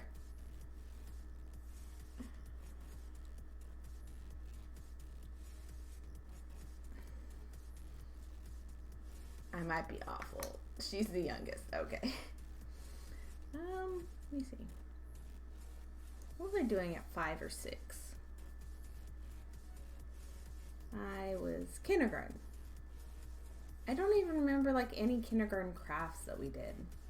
I don't remember any crafts until 2nd grade in school. I'm sure there were some, but I don't remember any like art projects in school until 2nd grade. Wait, no, 3rd grade. I'm sure there were things. Like, outside of school, yeah. Okay, I can't get this threaded. Come on. Be nice. I should have left a longer tail.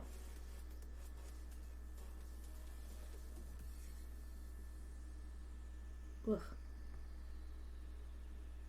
Why do I do this to myself?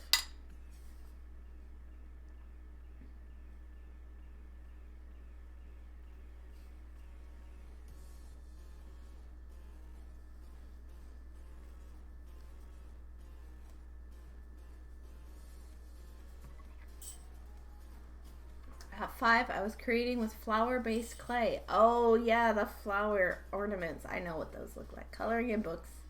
My father would bring clay scraps home from the local ceramic shop, and we would make things with it. Ooh, fancy. It was drawing cutting paper.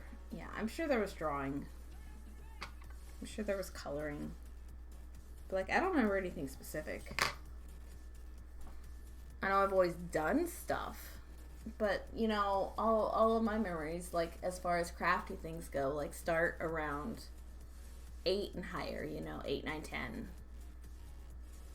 Has a feeling she's going to go into fashion. Ooh, that's fun. Anyway, I got my thing. Yay. Okay. Rethread the other side. Start on the other side.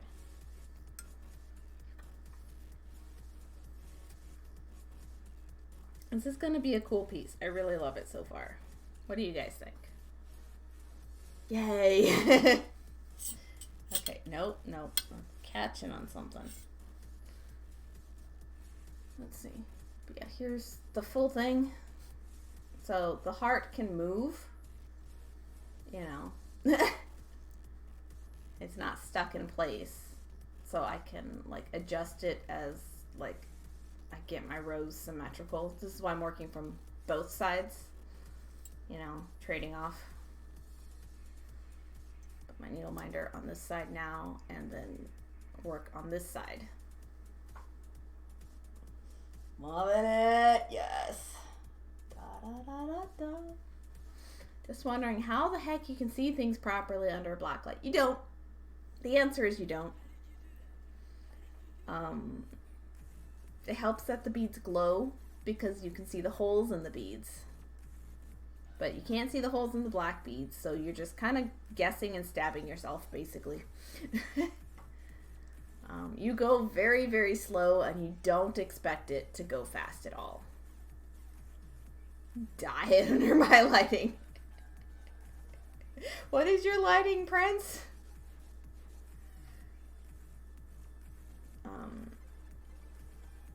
Yeah, I worked without any sort of, like, lights other than, like, ceiling fan lights from about 13 to probably about 23. So, like, the first 10 years I was beading, I didn't have any external light.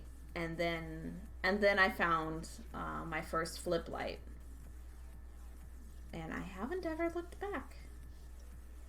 And then now I blacklight intentionally as a form of self-torture.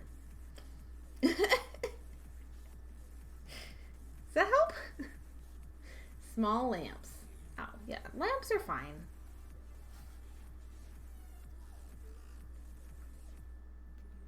Just making sure I'm starting in the right place. I start in the middle.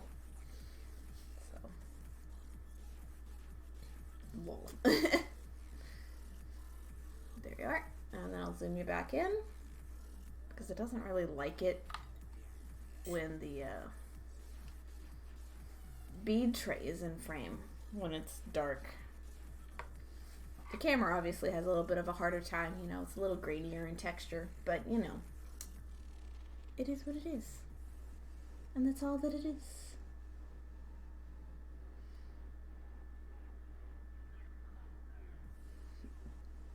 But yeah, I really love that. It turned out fabulous. I'm so happy with it. I'm so happy with it. It's so cool. So cool. Ah! And then I left a gap on either side of the heart for a whole width here on either side. Yeah, I have no idea how I'm gonna fill in all of this. But like, I just wanted to get the edges, I just wanted to get it framed in, I suppose, you know. Yeah. Pixely. Hey, hello, Moonwitch Dancing. How are you doing? I hope I'm not, like, too loud for Ixo. He's asleep in the next room, and our AC unit isn't actually blowing, so maybe he's passed out by now.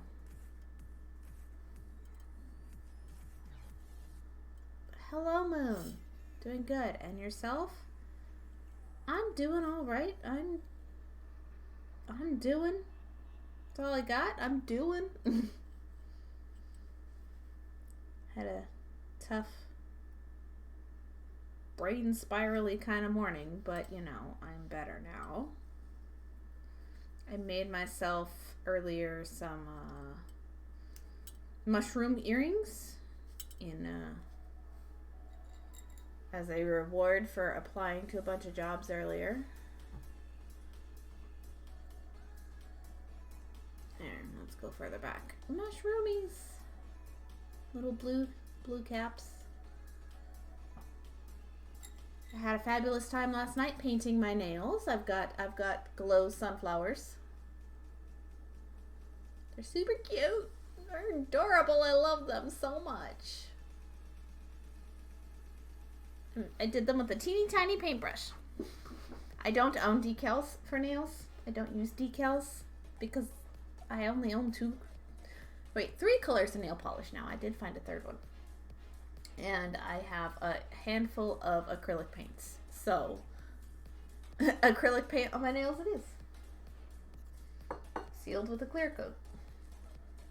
Ta-da! I'm on my last Big Noon.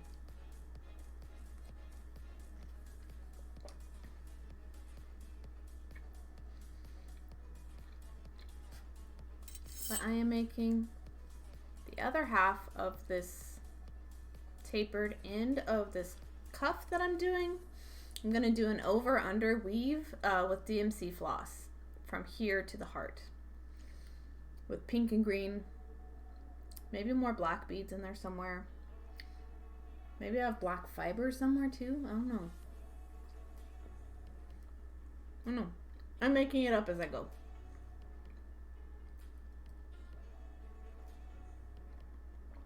But, you know, chat decided I needed to make this a cuff, so I'm making it a cuff. I posted an image of my last finished piece on your Discord. Oh, cool. Finishes. Holy moly. Okay. Let's look at that while I eat this cookie. Woo! My goodness. That is such... What stone is this? There looks like a few stones. I don't know what these are. You are like the queen of fringe. Like, I can't even understand. I don't understand.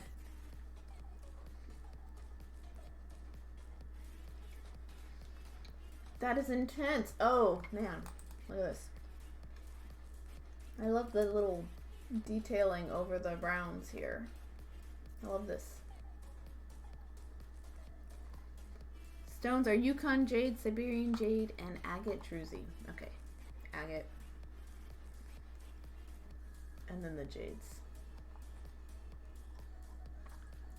Because my first guess would have been malachite, but it doesn't have quite enough, like, blue in it. So, jade.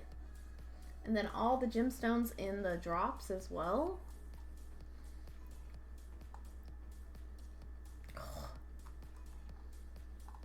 So cool.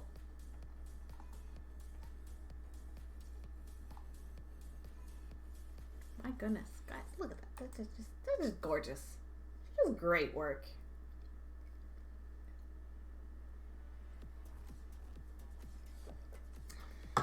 It's phenomenal. Good job. And for those of you who have not actually seen Eric and Wife stream, currently in the process of moving, but I recommend go give her a follow so that you'll be ready for the next stream whenever that is. Fringe is mostly Chinese faceted glass with a few nephrite jade beads. Woohoo! Thanks for the shout out. Thanks for the phenomenal work. You do amazing. Amazing. Oh my gosh. Okay. Now I'm going to go to my much less complicated piece here. I can't make work that big anymore. Like,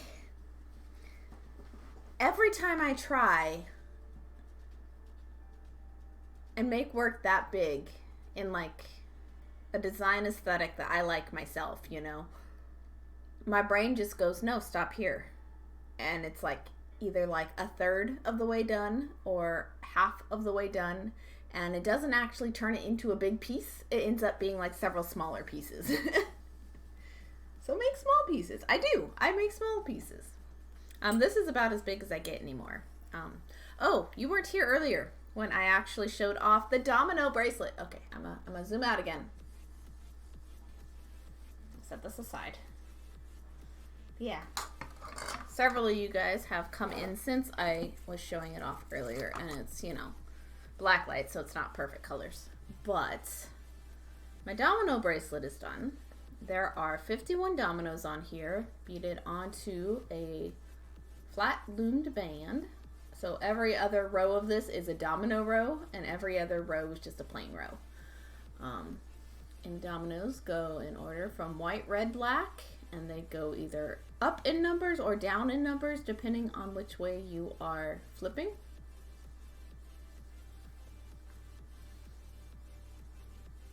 And just so many of them. But they go in number order and they alternate between 3 colors. It's a super fluid bracelet. It's a lot of dominoes. It totally is. It's also wearable, guys. Like, this is actually comfortable. So it's got a little snap closure. I made it the perfect size for my wrist because who else is gonna wear it? Who else is gonna buy it at the price point it's gonna have to be? But locally anyway. Look at that. Look at how cool and ruffled and weird it is. And like, I wore it all day Saturday while I was at the market, and it made so many people laugh. It was great. It's a ton of dominoes. Look how ridiculous.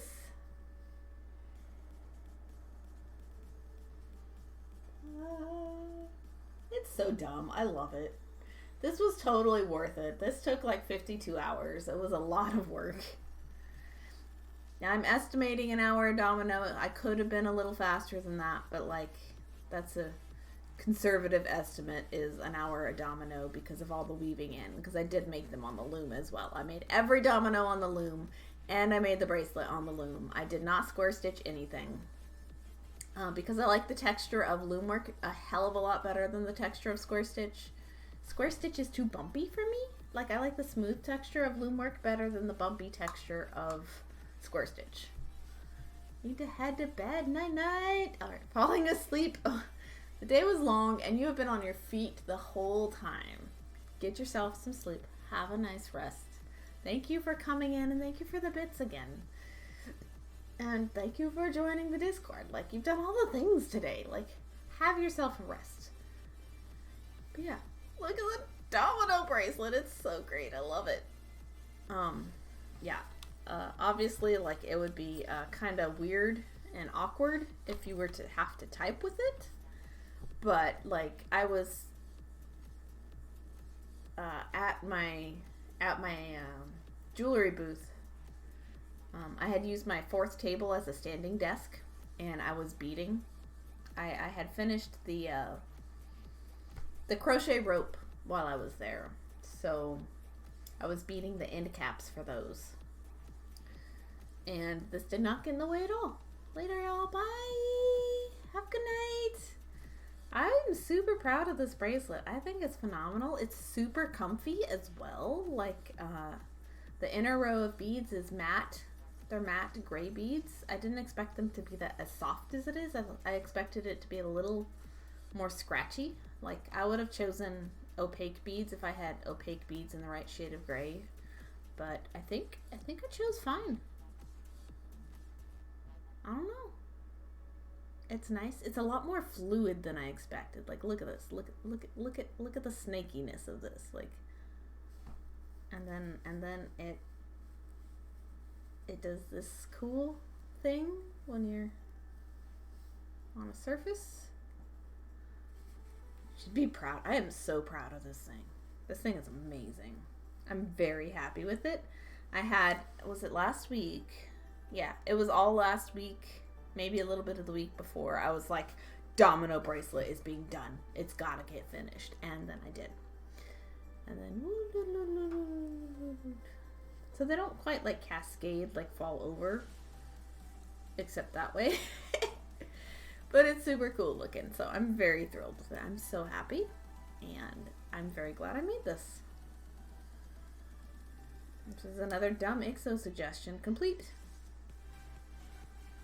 Because it's a cover piece for the Contemporary Loom Beading by Sharon Bateman. And I was on the page for the project, and he was leaning over while I was on the couch, and he's like, "What if you did that, but it was dominoes?" And so I just went with it because you learn to go with the bad IXO idea because it's a fantastic idea. And this was a bad chat idea. Thanks, chat. Now I have this heart suspended on this cuff that I'm making, and that furthermore, the inside of the heart is going to be negative space, and then there's going to be all the weaving, over-under weaving of the embroidery floss. I don't know what pattern or like anything to do with this just yet, but we'll see. I don't know where it's heading from here. I just know I'm doing this here. That's it for at the moment, you know. Like that's the plan at the moment. Just repeat that on this side. And that's all I know. Should probably go to bed at some point soon, but we'll see.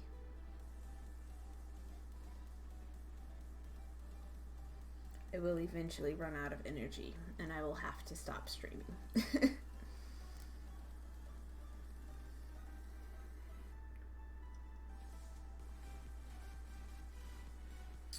But Moon, what have you been up to, dear? What has life been for you? Must be your awake time of night, I think, if I remember correctly. Wrap the thread around the leftmost warp that you are currently using. That way your next row ends up aligned correctly. Yeah, we're going back in. Okay. Ooh. I think I need to stretch.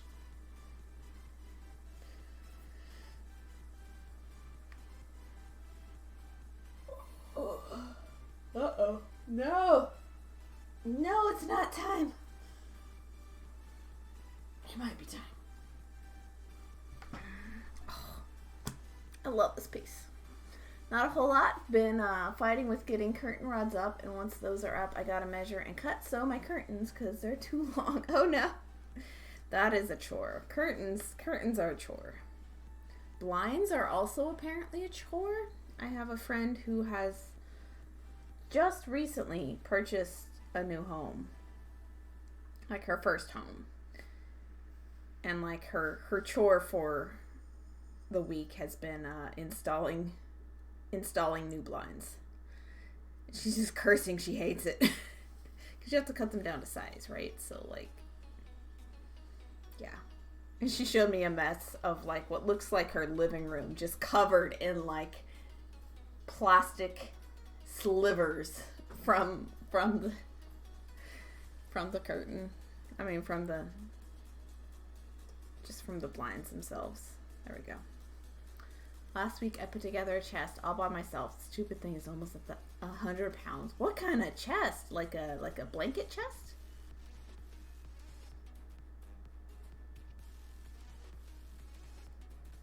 Let's go down.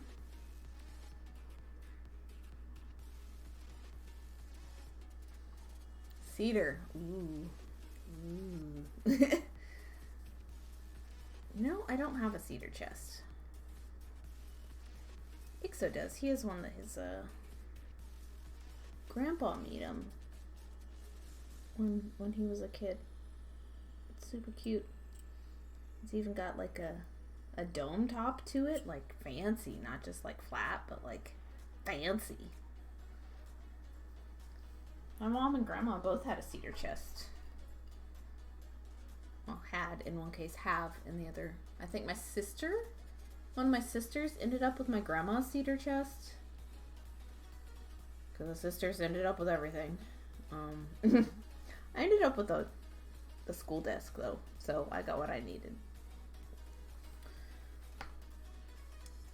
And I think my mom still has hers. I wouldn't know. I didn't see it last time I was at her house, but like, I don't think I was like paying attention. Her house was like so different from the previous time I'd been that I was just like in awe at the art supply hoard getting house sized.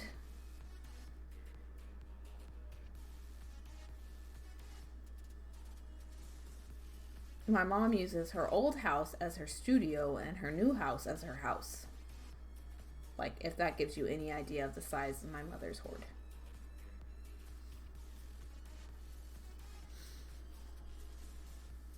Moon, I found an app that gives instructions and has a lady voice that would say, with another adult, move the dresser this direction. Oh, cool. No, it was a dresser, sorry. Well, no clue why I said chest. Well, maybe like chest of drawers, though. Like that could totally be a thing.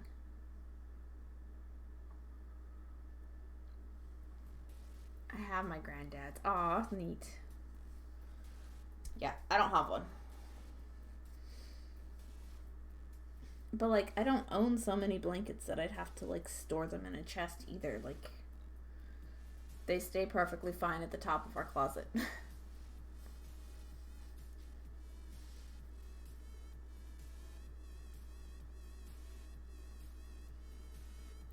I get it?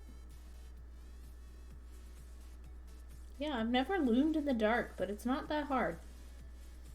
And this is like fancy loom work too. It's not even like simple stuff.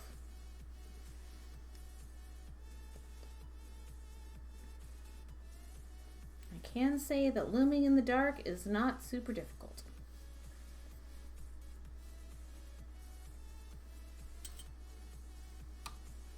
This is a complex piece and it looks like I'm just making it harder than it is, but flippity, flippity, flippity over. Flippity over. You have a nest.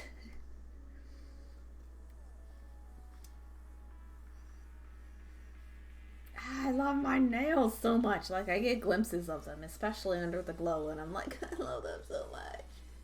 I didn't think painting my nails again was gonna be super fun. But, like, it's been so long since I've like painted them on purpose for fun, you know? But the few times I've done it so far this year have all just been like really good, happy times. I sit and I watch TV on the couch and I paint my nails. I haven't painted my toenails yet, but like, I don't know. I just don't feel like I have a need to paint my toenails. Didn't feel like I had a need to paint my nails either, so I also don't have like the toe separator things.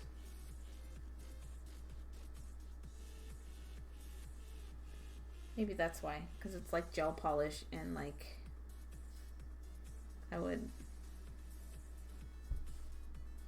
my toes like to squish together, you know, like anybody else's in weird ways.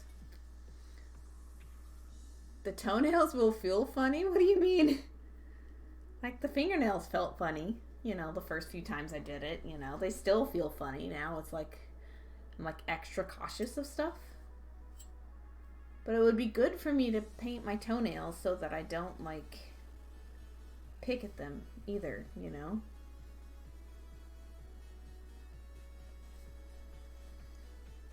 But yeah, I believe you. I just don't even remember the last time I've done it. Probably since like high school sometime, I imagine.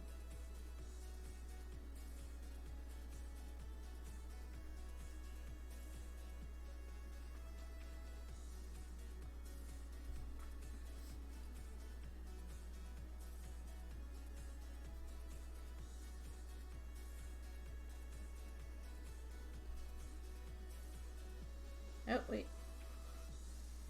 Oh, I think my eyes are getting tired. I felt them get heavy for a second. I feel the eye strain.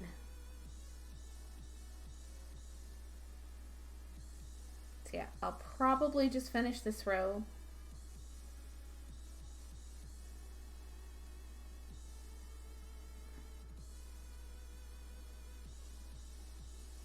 I might call it good on this piece. Plan out my day for tomorrow and go to bed. I don't even know who's live right now, but like, we can read. Yeah, don't strain yourself. Nah. You guys know me. I do my best to take care of me, you know, especially eyesight, you know, when you are a beater. Like, that's why I don't stream glow streams super often, is because, like, I like my eyes the way they are. I don't need them worse. They actually haven't gotten worse in many years. You know, I actually haven't even had good luck with optometrists in recent years. Like, I had a lady optometrist in like 2015 and she was great. And then when I had insurance, when I worked at Starbucks, I couldn't use that location. So I went with, you know, who I could use, and I had this guy who was like very inattentive and just, he seemed like his mind was elsewhere the whole time. And even worse when I went back, because like I had gotten prescription for like contacts, and I said, hey, this is not right, you know, and then like he retested me but with the contacts in, and I'm like, dude, that doesn't make sense. And, you know, he gave me another one, and that one wasn't right, you know, and I repeat for like 2-3 times, and I just went in and I just like left the contacts on the front desk, and I said, you guys are not listening to me.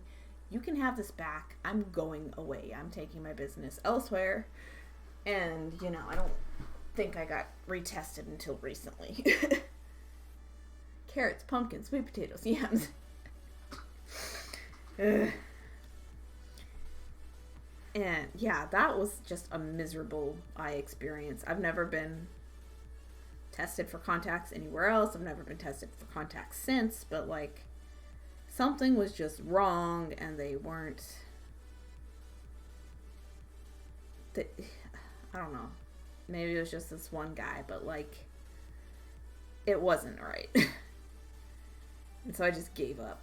But like, I told them that they were doing a crap job and then gave up, you know, which is not like me in like a service centered thing at all. Like,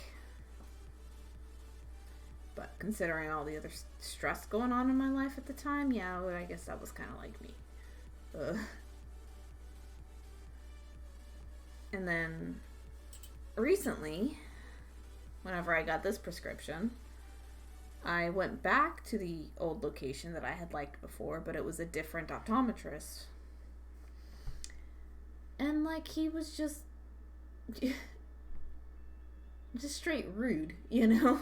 Like, you know, just the 1 or 2, 3 or 4, you know, like which one's better, and just like, they were so close that I was having a hard time trying to figure it out which one was actually better, you know? And I'd say it one way on one attempt, and he'd do a whole nother one, which was obviously trying to get the same answer from me, but a couple times later. And like, I'd say it the other way on the other attempt, because they were literally that close. And then he was, you know, he just sighed real big, and he said, well, you're making me do your job for you. And like, he just picked one at one point, and like, it's like, what is up with the people in this town lately? I don't understand. And this was like, you know, several years apart of just trying to get my eyes checked. Like, I'm self-pay. You have your money. Why are you rude to me? There's no insurance to bother with. I don't blame you. Those be our money makers. Oh yeah. These be my money makers and these be my money makers. I don't know. So like the next time I have to go to an optometrist, I'm going to be very wary. Just like,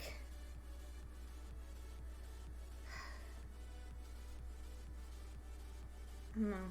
It's just like all the services that I've had to seek out have just been very rushed, you know, and it's like optometrists and, you know, I've had dentists sigh at me and I've had mechanics sigh at me, you know, just like not believing me or like treating me like I don't know what I'm talking about, or, you know, I expect it from mechanics, you know, which shouldn't be the case, but that's the case, you know, but I didn't expect it from like an optometrist. I didn't expect it from like a dentist to tell me, no, that's not what's going on here. You know, just, you know, that one was much more minor. I don't even remember what it was anymore, but like,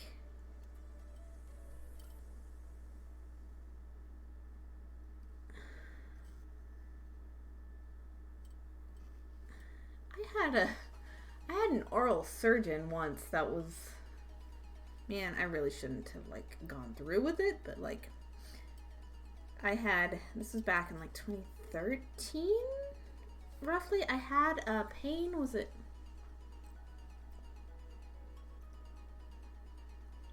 I don't remember what side, right or left side, bottom, back, behind my teeth where your wisdom teeth would come in. I did not have wisdom teeth come in. It was a tumor. It was a benign tumor. It was what was it called? Oral fibroma. Basically, it's a skin growth because that part of your mouth is being irritated. But this particular one had grown into the nerve in my jaw and was causing me actual pain, you know. And so like I went to the campus dental department, you know, to get a teeth cleaning and to get x-rays and to see what this was, you know. Just like, okay, well, I think you need to actually go to an oral surgeon, and it looks like it's a benign growth, you know. And so that's what I did. And like the surgeon I went to, you know, out of the three of them that were in town, I chose the woman. I chose, you know, she's from Venezuela, you know. She was a very gruff woman, this particular lady. And like, she didn't believe me that I had anything in my mouth, and she looked in, you know, and she, you know, did an oral exam and like took more x-rays, and like, sure enough, you know, it shows up there, but she couldn't see it until like I was actually in the chair with my head tilted back. She's like, oh, it really is there. And I'm like, crap, I shouldn't have let this lady like have sharp utensils in my mouth, you know. Which is a very weird experience. I did not like it. I did not enjoy it. I should have chosen one of the other surgeons in town. Like, it turned out, you know, fine in the end, but like, just that moment of being back in the chair and her finally looking in my mouth at the correct angle and being like, oh, it is there.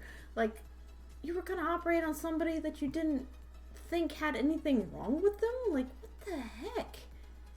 And then, like, during this surgery, you know, because it was local anesthesia, so you know, she just shot a needle in my face, whichever side it was. I don't remember anymore. And so, you know, I'm awake, you know, and I don't feel nothing, you know, but I'm just fascinated. What do you do? You just look at the people operating on you, right? Like, because it was her and an aide or two, right?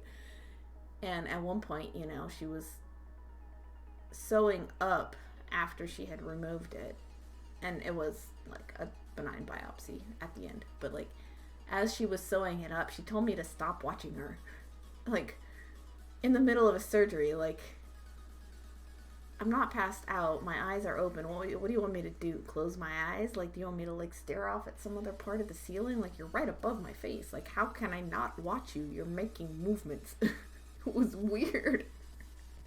It was so weird. It was so weird. Yeah. Yeah.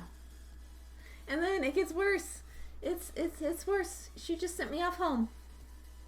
Like, she didn't send me home with anything. No aftercare, no oral mouth rinse, no nothing. Like, you know, she just sent me home with a follow-up appointment the next week, like 7 days later.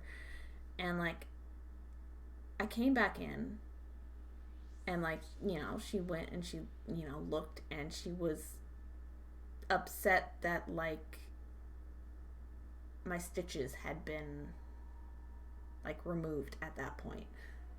Like, I didn't do anything. Like, they just, like, dissolved on their own and they fell out like stitches are supposed to do, right?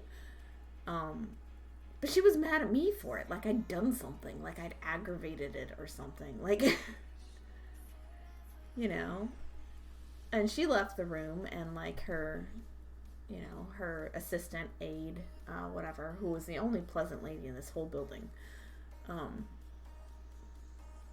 you know, she had asked about, have you been using the oral rinse? Have you been using the mouthwash? Have you been, you know, whatever it was that I was supposed to have had? And I'm like, I wasn't given anything. I was just told to go home. Like, you know, my partner came and picked me up and drove me home. Because, you know, local anesthesia, you know. No, not gonna drive.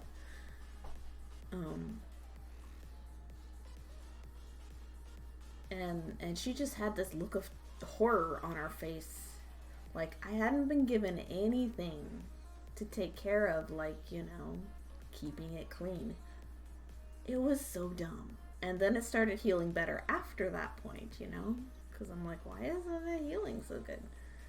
You know? No aftercare. Like, I'd never had any surgeries in my life up until that point, you know? The only one I've ever had is, like, a tiny little piece of extra cells that shouldn't have been there in my life. It was so dumb. Like, and it just, stuff like that makes me not want to seek out specialists when I need to see a specialist about something, because stuff like that has happened to me here in this town a lot. And now I'm frustrated again. And I shouldn't be, because, like, this is a thing that happened in the past that has no bearing on my life now. Like, I'm fine. Ugh. Turn that cup warmer off, actually. Okay. Sorry for the big rant about the weird surgeon, but don't go to the weird surgeon. If you live in town, I'll tell you who it is, but, like, nobody needs to know otherwise. It was so dumb. Not that, like, you could not narrow it down. There's only one female oral surgeon in town, so it's okay. I'd be pissed too. Yeah, it was,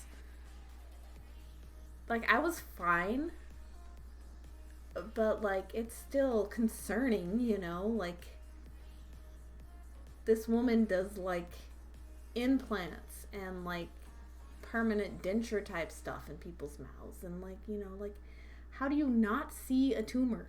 Like, sure, it wasn't huge, but it was still noticeable. I could rub my tongue over it, which is how I knew it was there in the first place. Like, I could feel it with my tongue, you know? You know, just...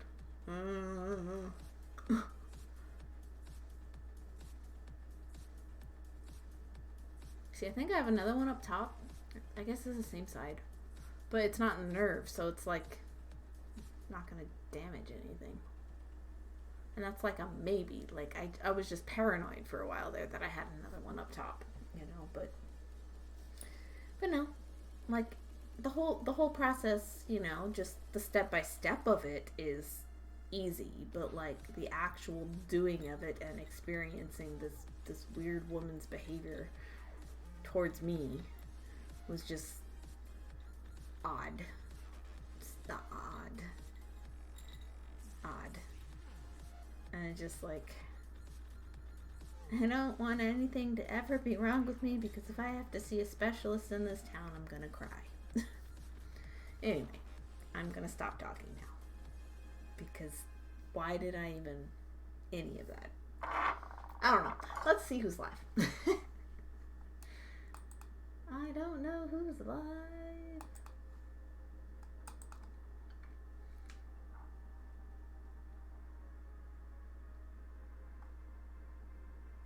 Nobody I know.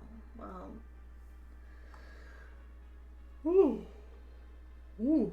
Okie dokie. You got 10 people. I want to send you to somebody, but I don't know anybody.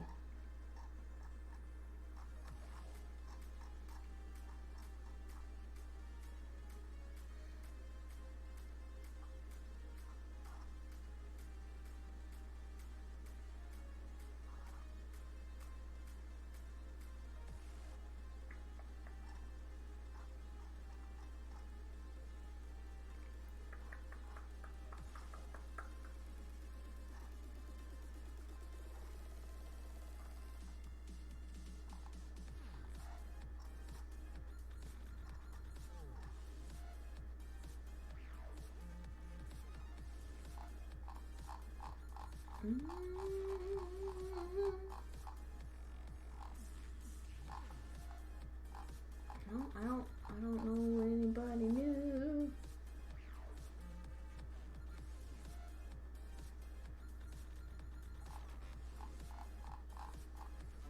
Okay. Might just go to our regular.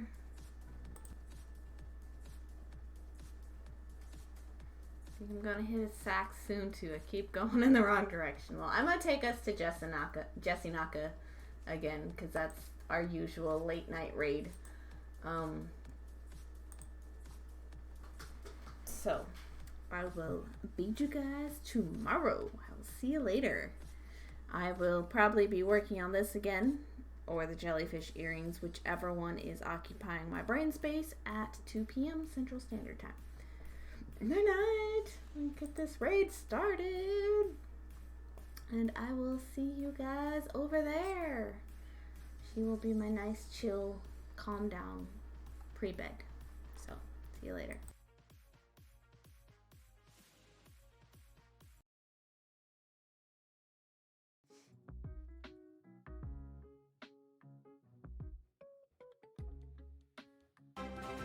Oh my god, again?